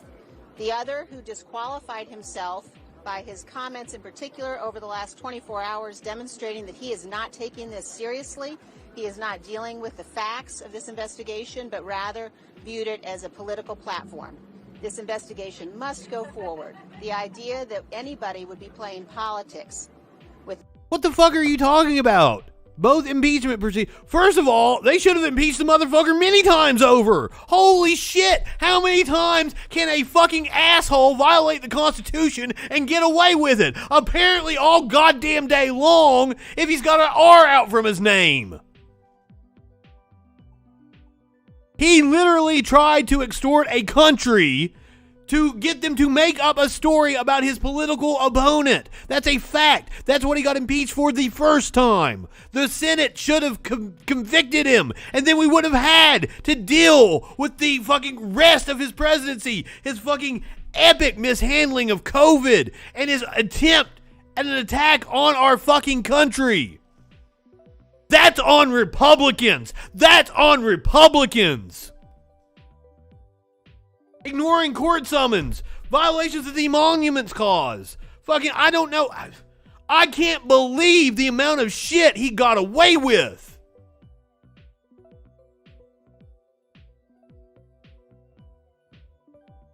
And that's on Democrats? How? How? They did everything by the book that was laid out for them in the Constitution. Republicans cared more about their power than they did following the rule of law or protecting democracy. That's on Republicans. Hatch Act violations over and over again. Exactly. A laundry list.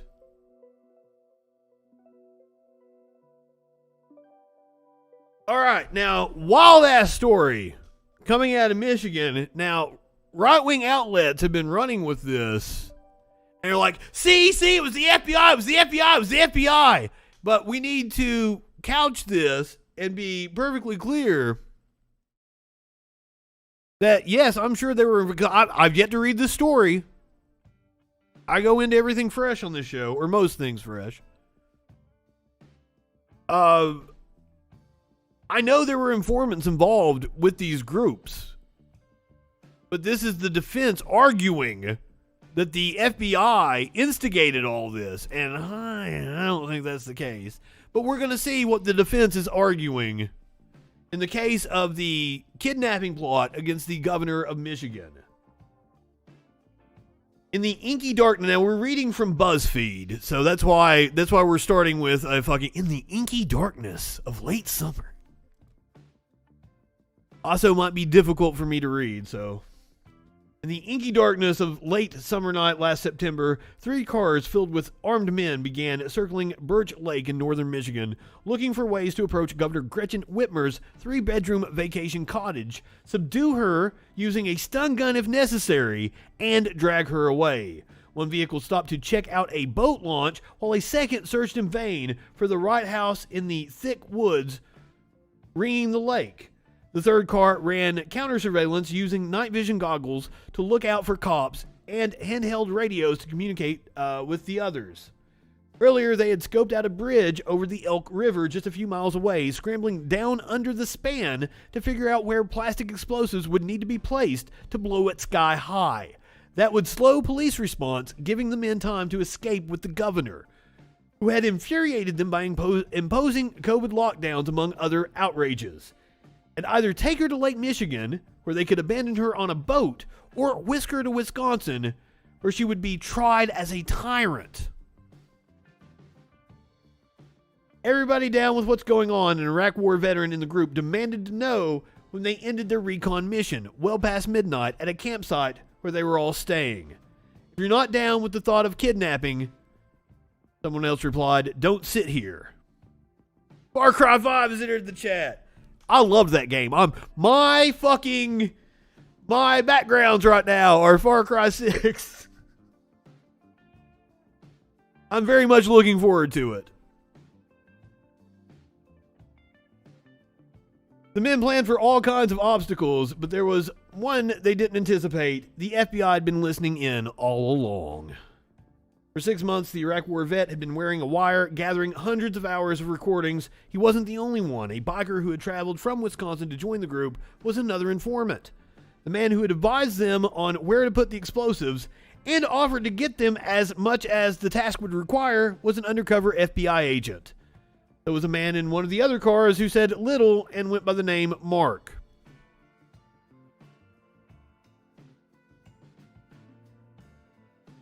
Just over 3 weeks later, federal and state agents swooped in and arrested more than a dozen men accused of participating in what a federal prosecutor called a deeply disturbing criminal conspiracy hatched over months in secret meetings, on encrypted chats, and in paramilitary-style training exercises.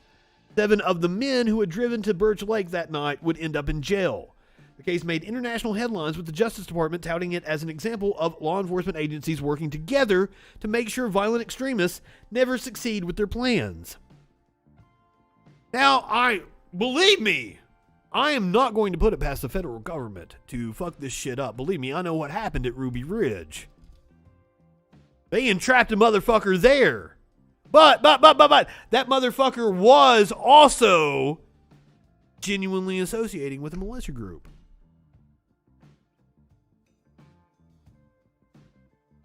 The audacious plot to kidnap a sitting governor, seen by many as a precursor to January 6th assault on the U.S. Capitol by hundreds of Trump-supporting protesters, has become one of the most important domestic terrorism investigations in a generation. The prosecution has already emerged as a critical test for how the Biden administration approaches the growing threat of homegrown anti-government groups.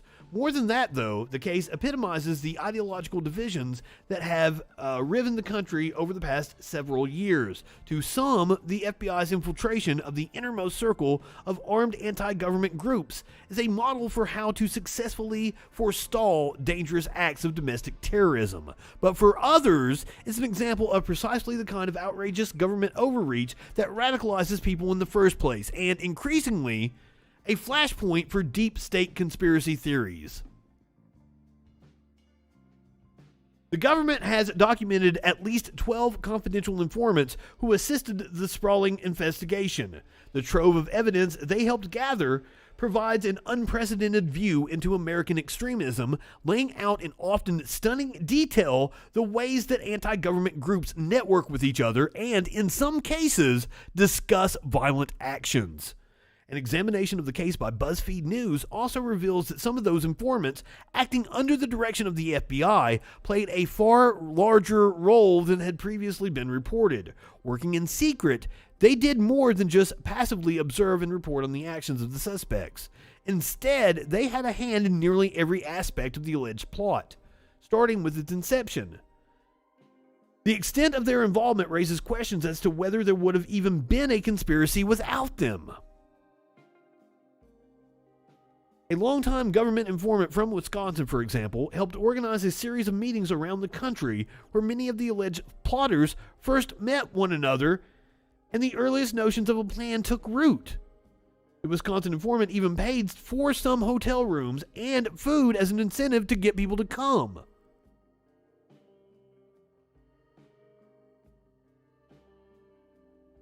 Seems pretty par for the course for the American government, honestly. The Iraq war vet, for his part, became so deeply enmeshed in a Michigan militant group that he rose to become its second in command, encouraging members to collaborate with other potential suspects and paying for their transportation to meetings. He prodded the alleged mastermind of the kidnapping plot to advance his plan and then baited the trap that led to the arrest. Holy fuck. This account is based on an analysis of court filings, transcripts, exhibits, audio recordings, and other documents, as well as interviews with more than 24 people with direct knowledge of its case, including several who were present at meetings and training sessions where prosecutors say the plot was hatched. All but one of the 14 original defendants have pleaded not guilty, and they vigorously deny that they were involved in a conspiracy to kidnap anyone. Prosecution gathered thousands of social media posts, some 400,000 text messages, and more than 1,300 hours of recordings, including audio or video from all 3 vehicles it alleges traveled to Birch Lake on the night of September 12th. It maintains that this evidence shows many of those who were charged not only expressed anti-government sentiments, but also took concrete steps toward the goal of kidnapping or killing law enforcement officers and elected officials. But the defendants, as well as others caught up in the sweeping investigation, which stretched from Baltimore to Kansas City, claim their talk never rose beyond the level of fantasy, and they never intended to harm anyone. Although they have not denied participating in training events, attending meetings, and communicating with other defendants, they claim that no actual conspiracy to kidnap the governor ever existed. Instead, they say they were targeted because of their political views. Oh, God. Some describe the case as a premeditated campaign by the government to undermine the Patriot movement an ideology based on fealty to the Second Amendment and the conviction that the government has violated the Constitution and is therefore illegitimate. Yet you sound like a fucking nut job group. Yes. They argue that the recordings and text messages that the government calls proof of a criminal conspiracy are in fact constitutionally protected speech. Expressions of frustration at what they see as the government's portrayal of its citizens. Attorneys for all but one of the defendants declined invitations to comment on the record for this story. To date, one defendant has formally accused the government of entrapment, arguing that the FBI assembled the key plotters, encouraged the group's anti-government feelings, and even gave its members military-style training. Additional defendants have said they plan to make similar claims when the cases, divided between federal and state court, go to trial starting as soon as October. Last week, the lawyer for one defendant filed a motion that included text from an FBI agent to a key informant, the Iraq War veteran, directed him to draw specific people into the conspiracy. Potential evidence of entrapment that he said the government inadvertently disclosed. He is requesting all texts sent and received by that informant, and other attorneys are now considering motions that accuse the government of intentionally withholding evidence of entrapment.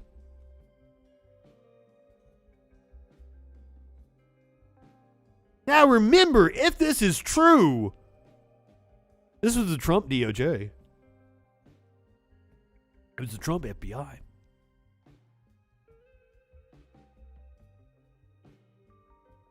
Oh. Now, hearing that these fuckers got their comeuppance may make you want to dance. Unfortunately, the Proud Boys, one of these very same militant groups, is unable to dance safely, even though they wanted to. The group wanted to host a street dance. Oh, they're street fighting men in the town of Scotland, South Dakota. But the insurrectionist street fighting gang now cites unspecific safety concerns for withdrawing from the event. Proud Boys of Scotland, South Dakota just wanted to dance, but their reputation as an insurrectionist street fighting gang got in the way. Amid the safety concerns, the Proud Boys have withdrawn as sponsors of a street dance event slated for September in the small town of 841 people. Earlier this month, the Scotland City Council voted unanimously in favor of the Proud Boys' request for a permit to hold a 12-hour-long music festival in the town, which would require several thoroughfares to close. What? When asked about the vote, Scotland City Attorney Kent Lehrer told the Bismarck Tribune that it was his understanding, while the Proud Boys have gained some negative national attention, they have not been any problems locally. He also added that several area residents were part of the group. I'm not saying the city is condoning or agreeing with what the group says, Lehrer told the paper. While a small Proud Boy event in a tiny town may seem like no big deal, it's a troubling indicator of the group's resilience and ability to organize on a hyper-local level, despite being under such intense scrutiny since many of its leaders were implicated in the January 6th riots.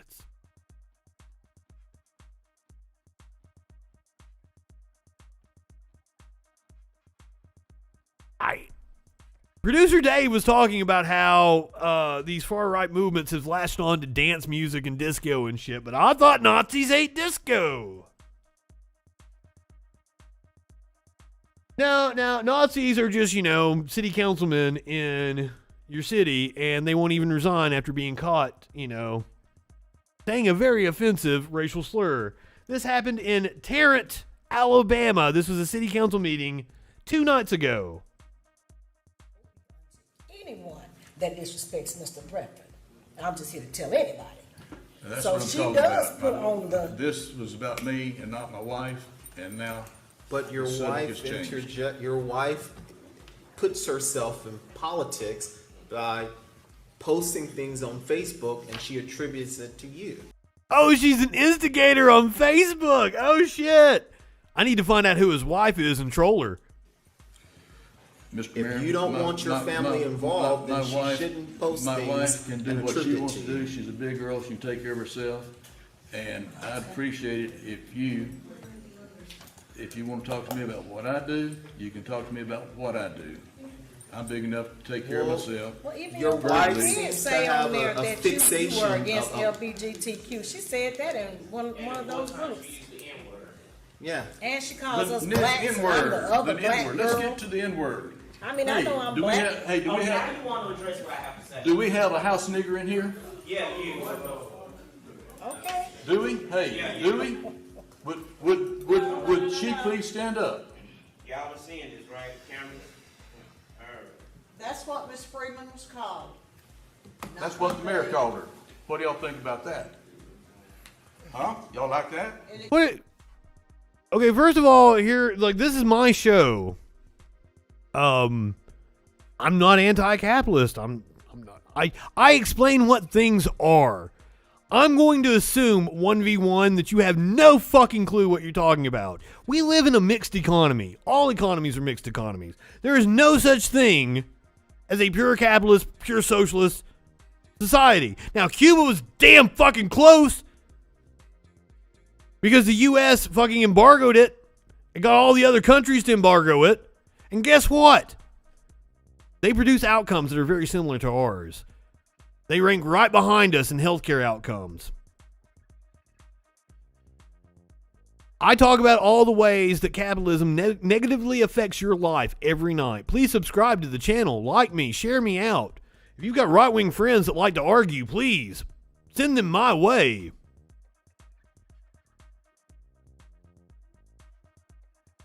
Okay. Adam had, there are very good reasons to abolish capitalism. I don't think it's possible.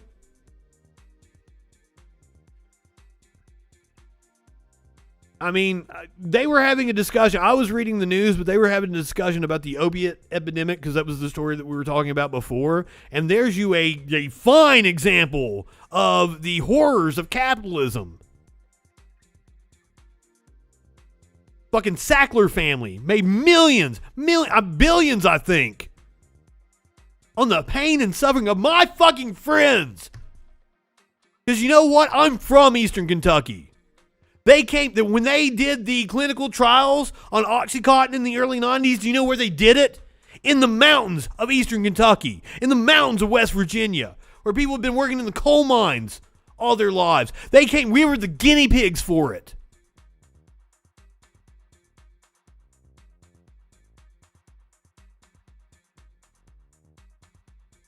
I just explained, are you an idiot? I was just explaining like they were talking about one of the fucking horrors of capitalism, the opiate epidemic. We were literally discussing it. Okay, so you know all about the opiate epidemic. There's your capitalism for you. These pharmaceutical companies knew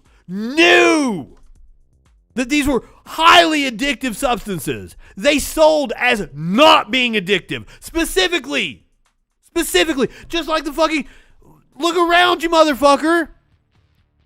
ExxonMobil knew climate change was occurring in the 70s and has spent billions to fight it. Here's your example of capitalism. Let me give you another one. Tobacco, the tobacco industry. Spent fucking millions, if not billions, to fight the actual science that proved smoking was bad for you. How many politicians did they buy? And let me tell you something. Everything you hate about our government, I know. The right-wing propaganda does such a great job of painting government as the problem. But everything you hate about government is actually capitalist influence on government. It is the oligarchs paying for our politicians.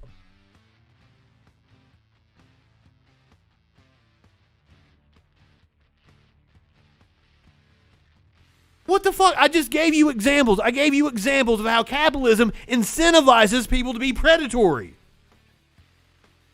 Three examples. Okay, you don't smoke, but you're still going to have to pay for other people's healthcare costs.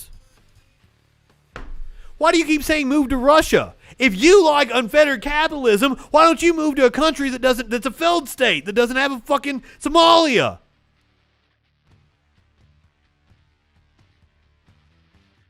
Where the only thing that you can do is just barter with fucking money. There you go. That's a capitalist dream society, isn't it?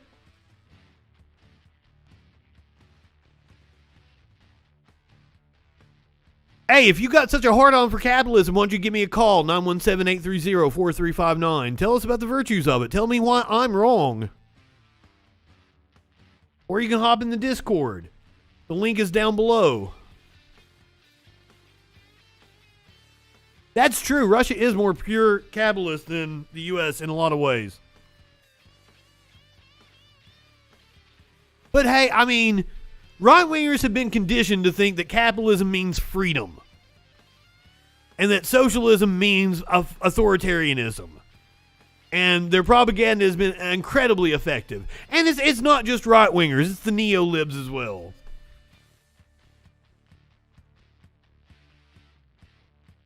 Anyway, back to this dude dropping N-bombs. Council Braun, do you mind? So I think part of the discord that you're receiving from citizens is a direct result of some of the things that your wife has posted. Okay, so you went round and round in circles with me, saying fucking bullshit. I destroyed your bullshit, and you're still coming in here trying to tell me something. I don't understand. Why don't you listen?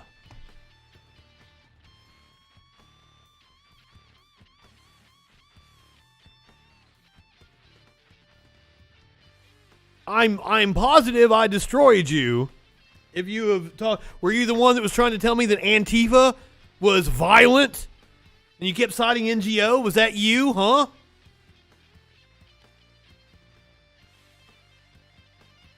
I'm not high enough for that. And I wanted to clip this fucking shit for the internet. And you have completely ruined my my YouTube clipping. By God, we'll start the fuck over.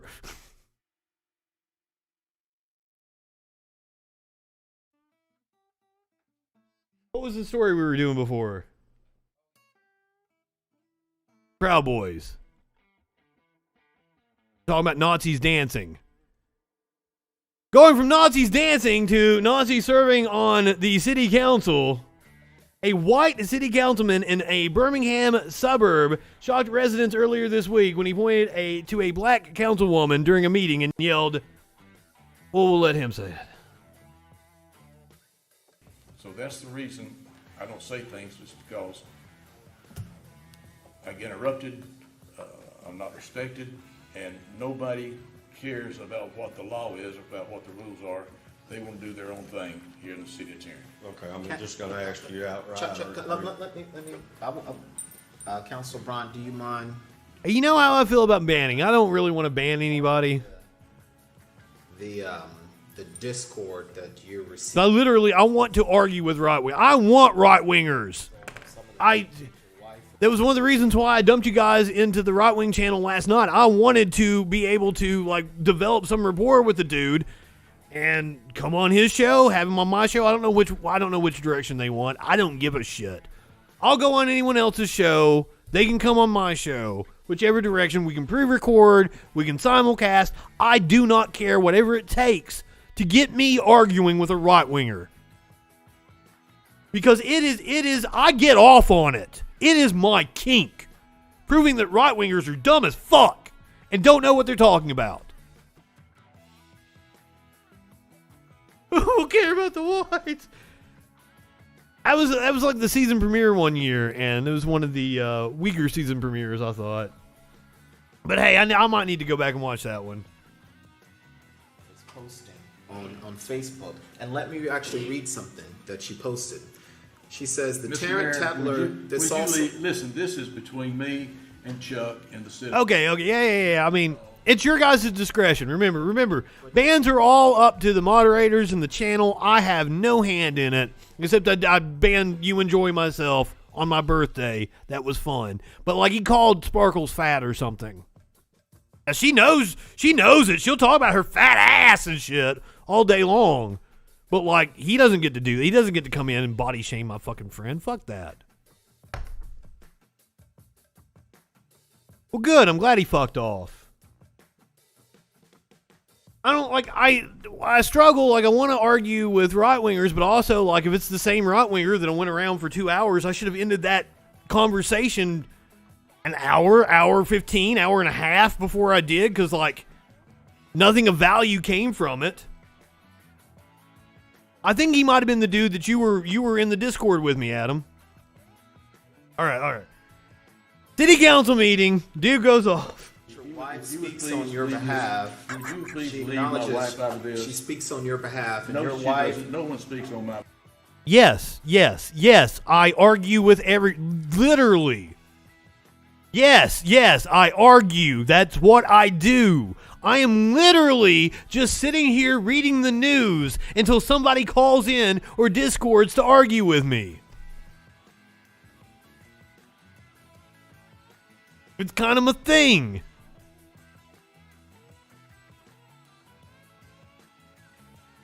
Why, you want to argue? I wouldn't advise it. You're gonna have a bad time. Thank you, Adam. Can I react to a video?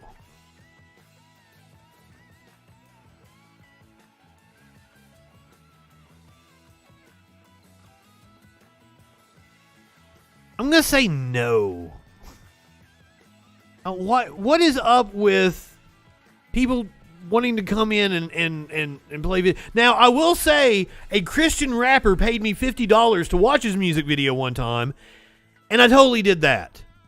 And he came through. He paid me the $50. It made a great segment.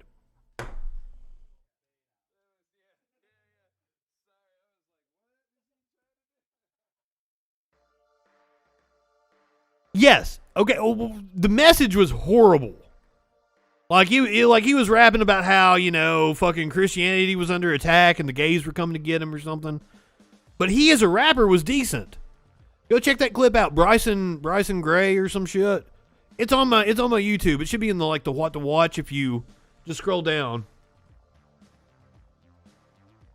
Cause I gave him his props. I'm like, yeah, dude, you're a decent rapper, but fuck, you're spouting some bullshit.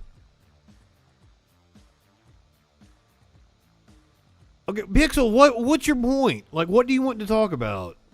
Why? What the fuck do you? I don't understand this wanting me to watch a video.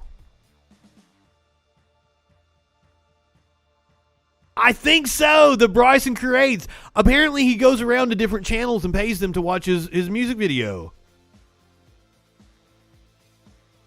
And I did. And I made fun of him. But he paid up, so hey. I think he even paid me more than 50. I think he paid me 52 or 53 or something. Give me a little tip on top of it.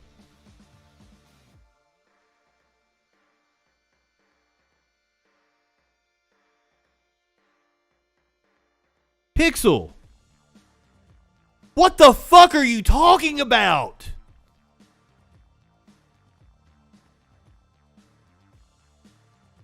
Put your link in the Discord. I'm interested. What's this video?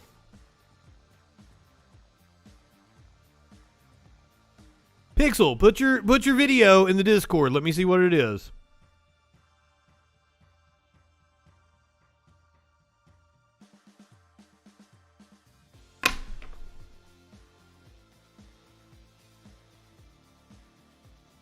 Well, you're not forcing me to do anything. Nobody forces me to do anything. Nobody puts Justin in the corner. God damn it. You were so concerned with showing me this video. I want you to show me the video. I want to see it. Put it in my Discord right now. Because you can't share links.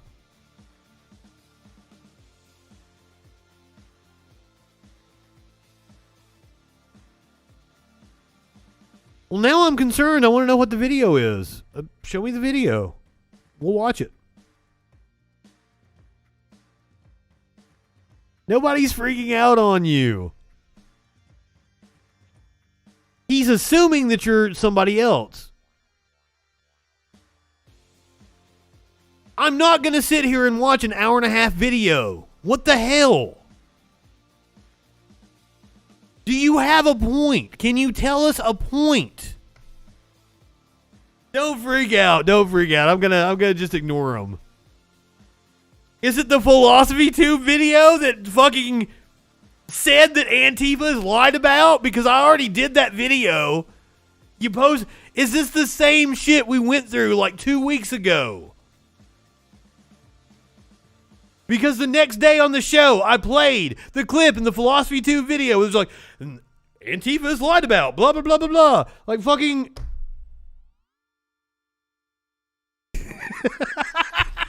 I love this running joke with the Xi Jinping speech.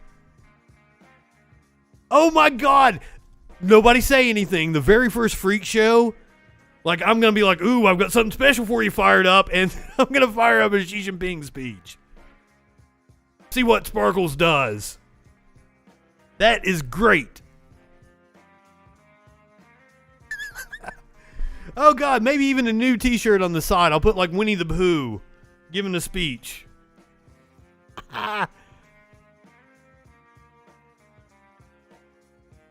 Pixel.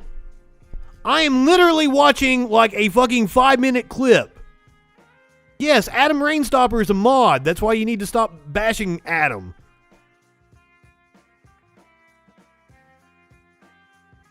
What's your video? What's the point that you're trying to make? What are you trying to tell me? If you are so concerned about this video, why are you not posting it in my fucking Discord? Pixel, do you have a fucking point?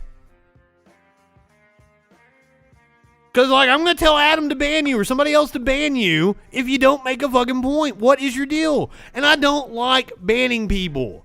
I want to be open and honest. Because you came in here saying, like, you wanted me to watch a video. Put the video in the Discord then. Show me what topic that you've got a hard on about. What's tickling your taint this afternoon? I want to know.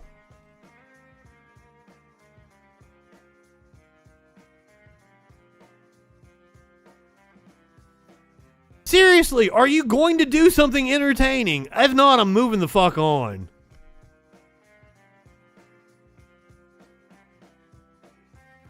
You gonna show us your little video? I just want to know what the fucking topic is. If you'll show me what the video is, I'll see what the topic is, and then I'll fucking talk about it. And I'll tell you why you're stupid. Not high enough for this shit.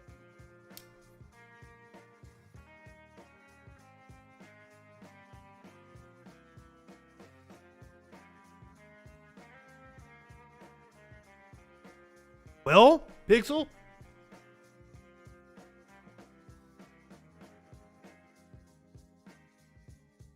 Fucking shit. Oh yeah, we're still watching this. All right, back to Tarrant, Alabama, city council meeting. Oh, that's how I keep it. That is a random question. No, it's the Fu Manchu style. No, I usually shave this.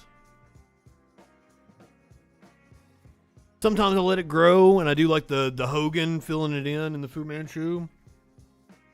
This has been my facial hair. I used to, when I was a teenager, like 17, 18, I would change my facial hair all the time and do something different. When I was like 19, I did this Fu Manchu, and everybody went, wow, that looks good on you. And everywhere I'd go, people would be like, oh, that Fu Manchu looks good. I'm like, I guess this is my look now. And the Fu Man Freakin is what I call it. It's my signature look. Sometimes it's a beard, sometimes it's a goatee, but it's always got the Fu Manchu. I love it. I feel weird when I don't have a Fu Manchu. Like, I'll have to shave it for, like if I'm in a movie and I've got some part that I need to, I play Jesus in a movie. I had to shave my Fu Manchu. I feel weird without it. But yeah, I always take just the razor and just...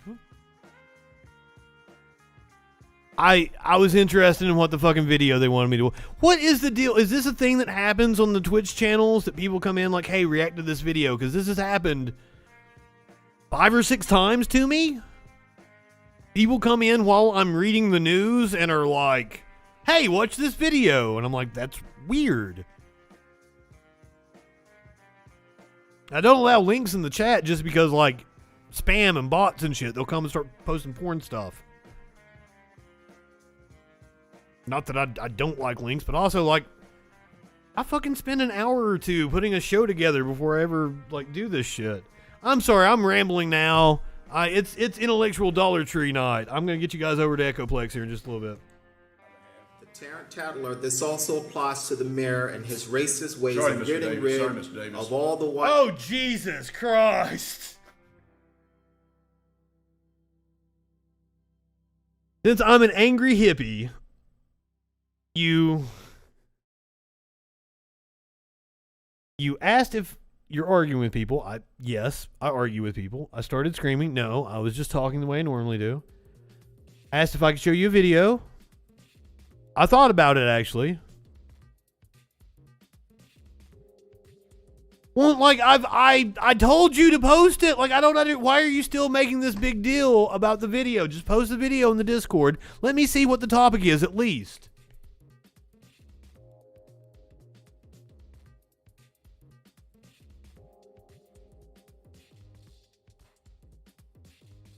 Jesus Christ! What's your point?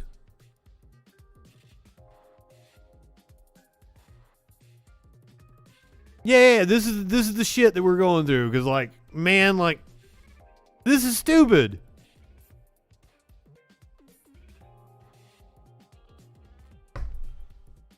At least tell me the topic you're wanting to talk about. Why are you wanting to play a video? What is the purpose? Please explain it to me.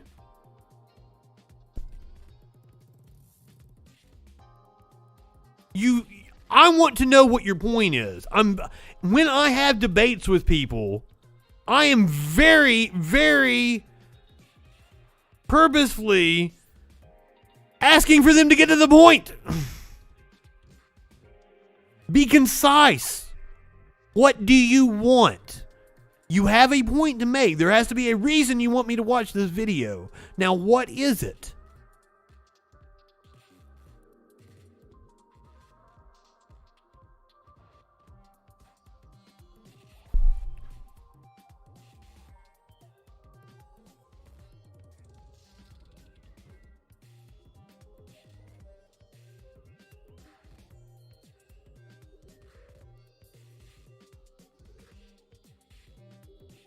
Thank you. Thank you for showing the Discord link. I mean, I'll be happy if you just tell me what the topic is and why you wanted to change the topic I was talking about. What's your purpose of doing that? Do you think that there's a blind spot that I have that I need to be educated on?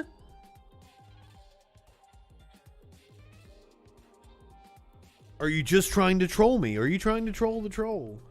Because once again, like, I'm just sitting here waiting for people to do this, so you're not really trolling me.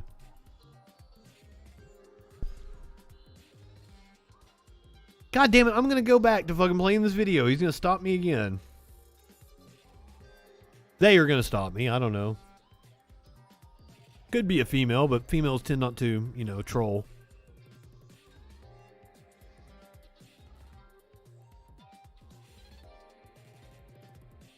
We're all dying to know what the video was, Pixel. Pexel, or whatever the fuck your name was. The angry hippie wants to know what the video was about. I do kind of look like an angry hippie, don't I? I once had a boss call me a pirate. We were doing installs of AV systems in federal courtrooms. And, like, he's giving some speech in the middle of our shop. And he's like, do you know why we get to go in places looking like pirates? And I'm like, you think I look like a pirate? Me standing there with my bandana and Fu Manchu. Definitely the most pirate looking of the bunch. He also looked like a pirate, by the way. Pixel, where are you at? What the fuck?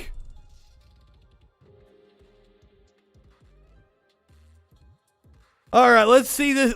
Let's stop hearing this white man go off. Let's see this stupid white man go off. City employees, so he can replace them with his chosen blacks.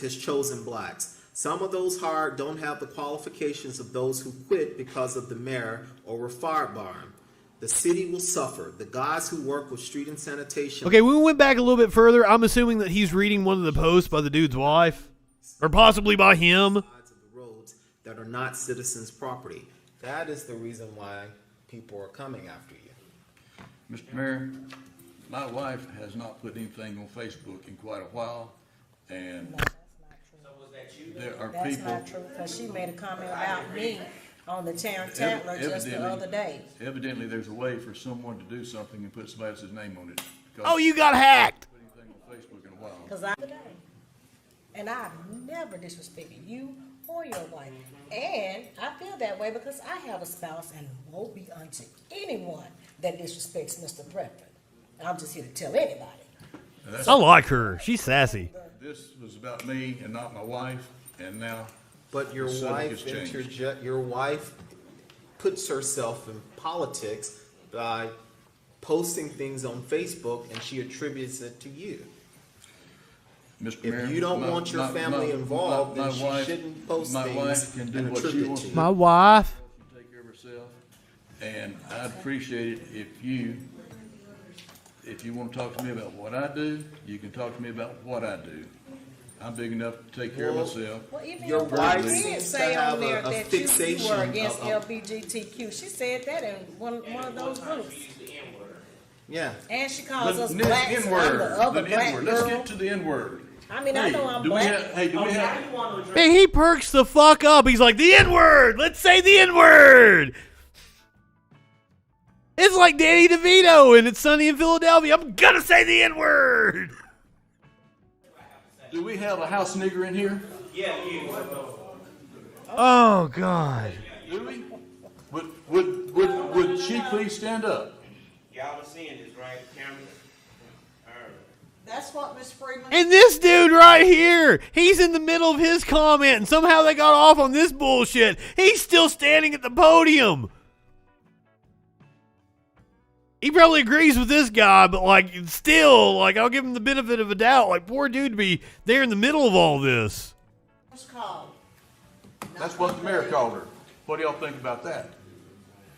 Huh? Y'all like that? In executive session, it was not any of us. I want to read it something. got quiet all of a sudden. I want to read something else that Nancy Bryan posted.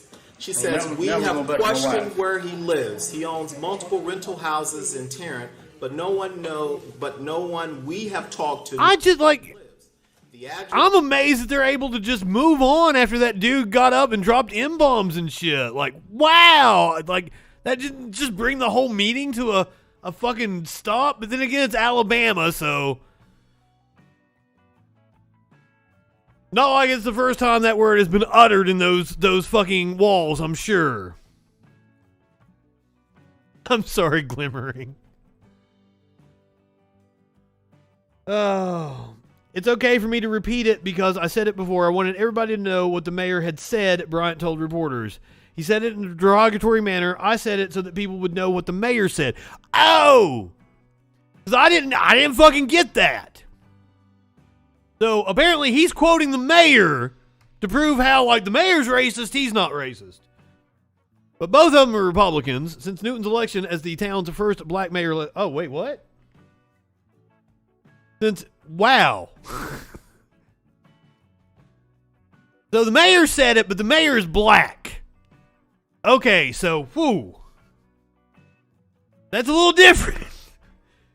But the mayor is also a Republican since Newton's election as the town's first black mayor last year. However, he's been engaged with a feud with the city's white establishment. This includes not only Bryant, but the town's former police chief, who accused Newton of assaulting him during a meeting in November. Newton has denied the claims and posted to Facebook the security footage from his office, which shows that nothing of the sort happened.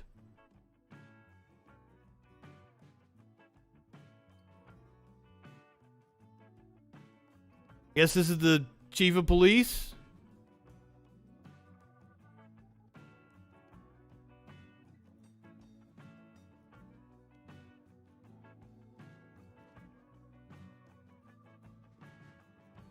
It seems like, okay, so there's a black Republican mayor that's been playing along with their bullshit. But you know, that racism is going to trump party every time.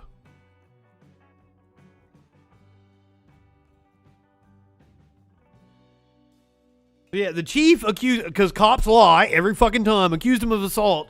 There's fucking, what, 20 people in line right there?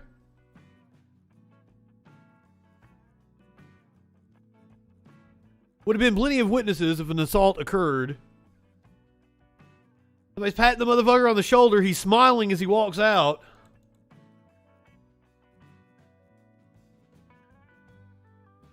The former police chief, Dennis Areno, said Newton didn't release all the footage. Wow. Newton is a dictatorial person, Bryant told the Daily Beast last month. Reminds me of Adolf Hitler.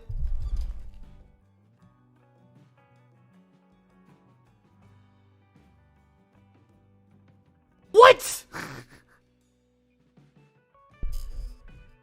This is the same story that we were covering when you left. This was that white city councilman, but like we've actually gotten into the story now, and it's fucking wild. So it was a white city councilman. He said he was quoting the mayor. The mayor is black. They're both Republicans. The police chief, I don't know. I don't know what happened in chat. I thought this was way more interesting. The police chief claimed the black mayor assaulted him. We saw the video. There was no assault happened. Yeah, hard R's. Hard R's. Alabama Republican Party Chair John Wall said the party was deeply troubled by the racially charged outburst and disrespect shown by Councilman Tommy Bryant in a statement to AL.com, and he expressed support for Newton, but stopped short of calling for Bryant's resignation. Now, Bryant said he's not going to resign. A call to Freeman's office went to voicemail and was not immediately returned. Freeman's attorney, however, told CBS 42 that these statements constitute unconscionable racial discrimination and harassment. Such statements are also deeply hurtful and absolutely unacceptable in our society. Newton told AL.com and CBS 42 that the footage of Bryant using the N-word speaks for itself. At least one other member of the city council, however, said Bryant should step down. I believe he should. Yeah, still no video on my Discord. I'm really interested in what the fucking topic was. What in the world did they want to talk about? Or get me off on? And why? Should I have played along to begin with? Did I make the wrong move by saying no? Should I have said yes, put it in the Discord, and been more amenable about it?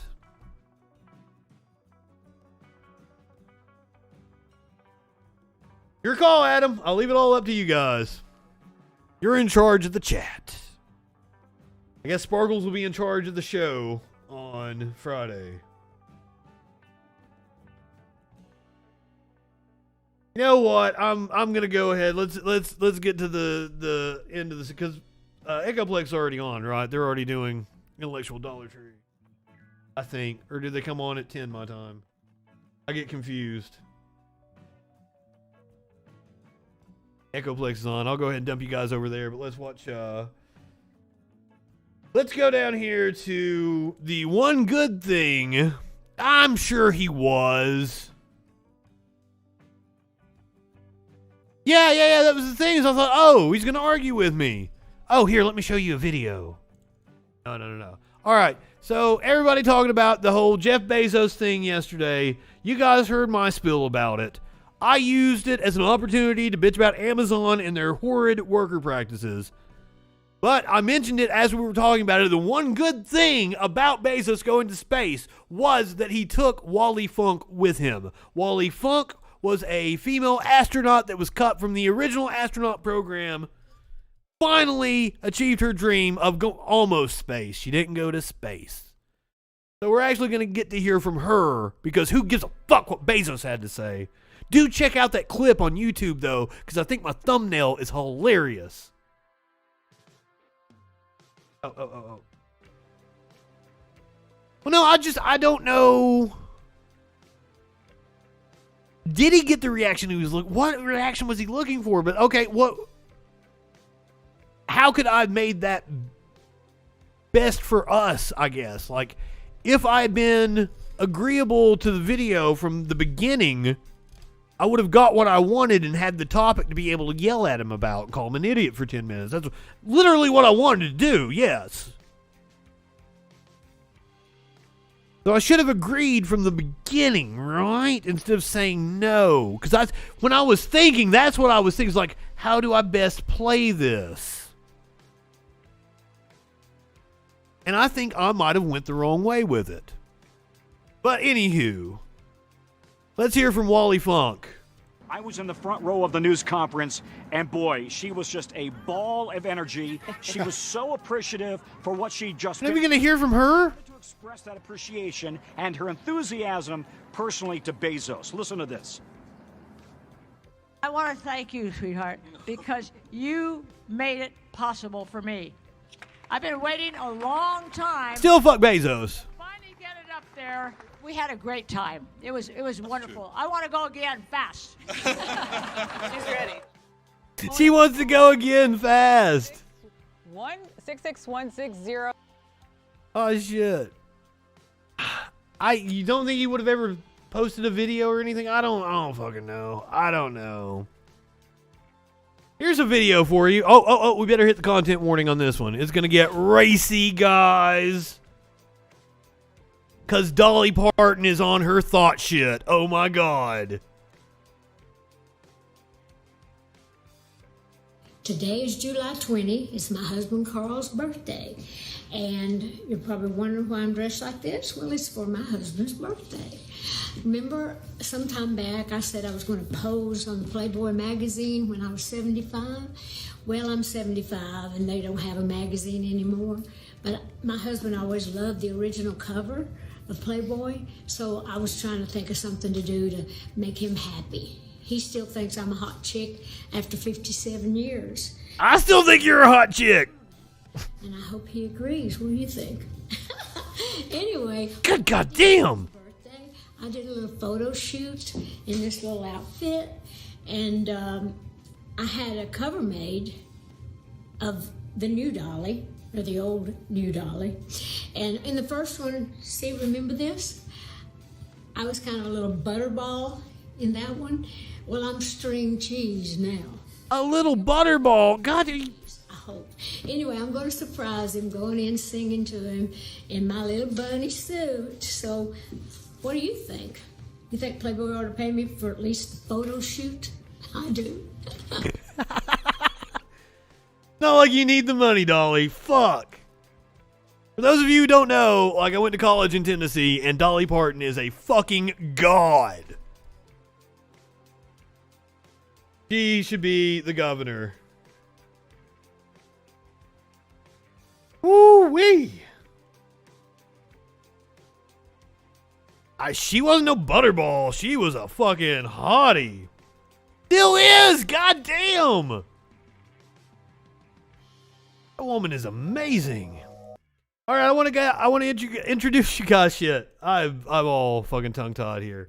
I want to introduce you guys to something that just launched today. It's one of my friends, works for the Texas Parks and Wildlife Department. He does videos and shit for him. Why did I pause this? This is a live stream of their fucking fish tank at the Sea Center of Texas. Apparently, like, it's going 24/7 from now on. They just launched it today. I thought it was super cool. So I wanted to point out the fish tank. They've even got, it's peaceful music. So you can sleep, relax, study, that kind of shit.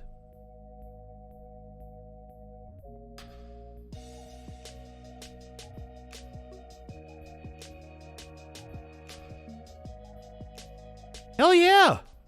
I was expecting more tranquil kind of music, but it's kind of hopping. Your rats? No, I want to see your rats. I love animals. Pop that shit in the Discord. Alright, it's dinner time for me. If you are watching on Twitch, you are going over to my good friends at Echoplex Media. Producer Dave and HK. I assume HK is with him. Oh no, it's Historian Matt tonight. Filling in for HK. The Intellectual Dollar Tree. Go ahead, light one up, tip one back. It's all right to have a little fun before you hit the sack. I'm Justin Freakin. We will see you tomorrow night on the Troll Patrol. Live.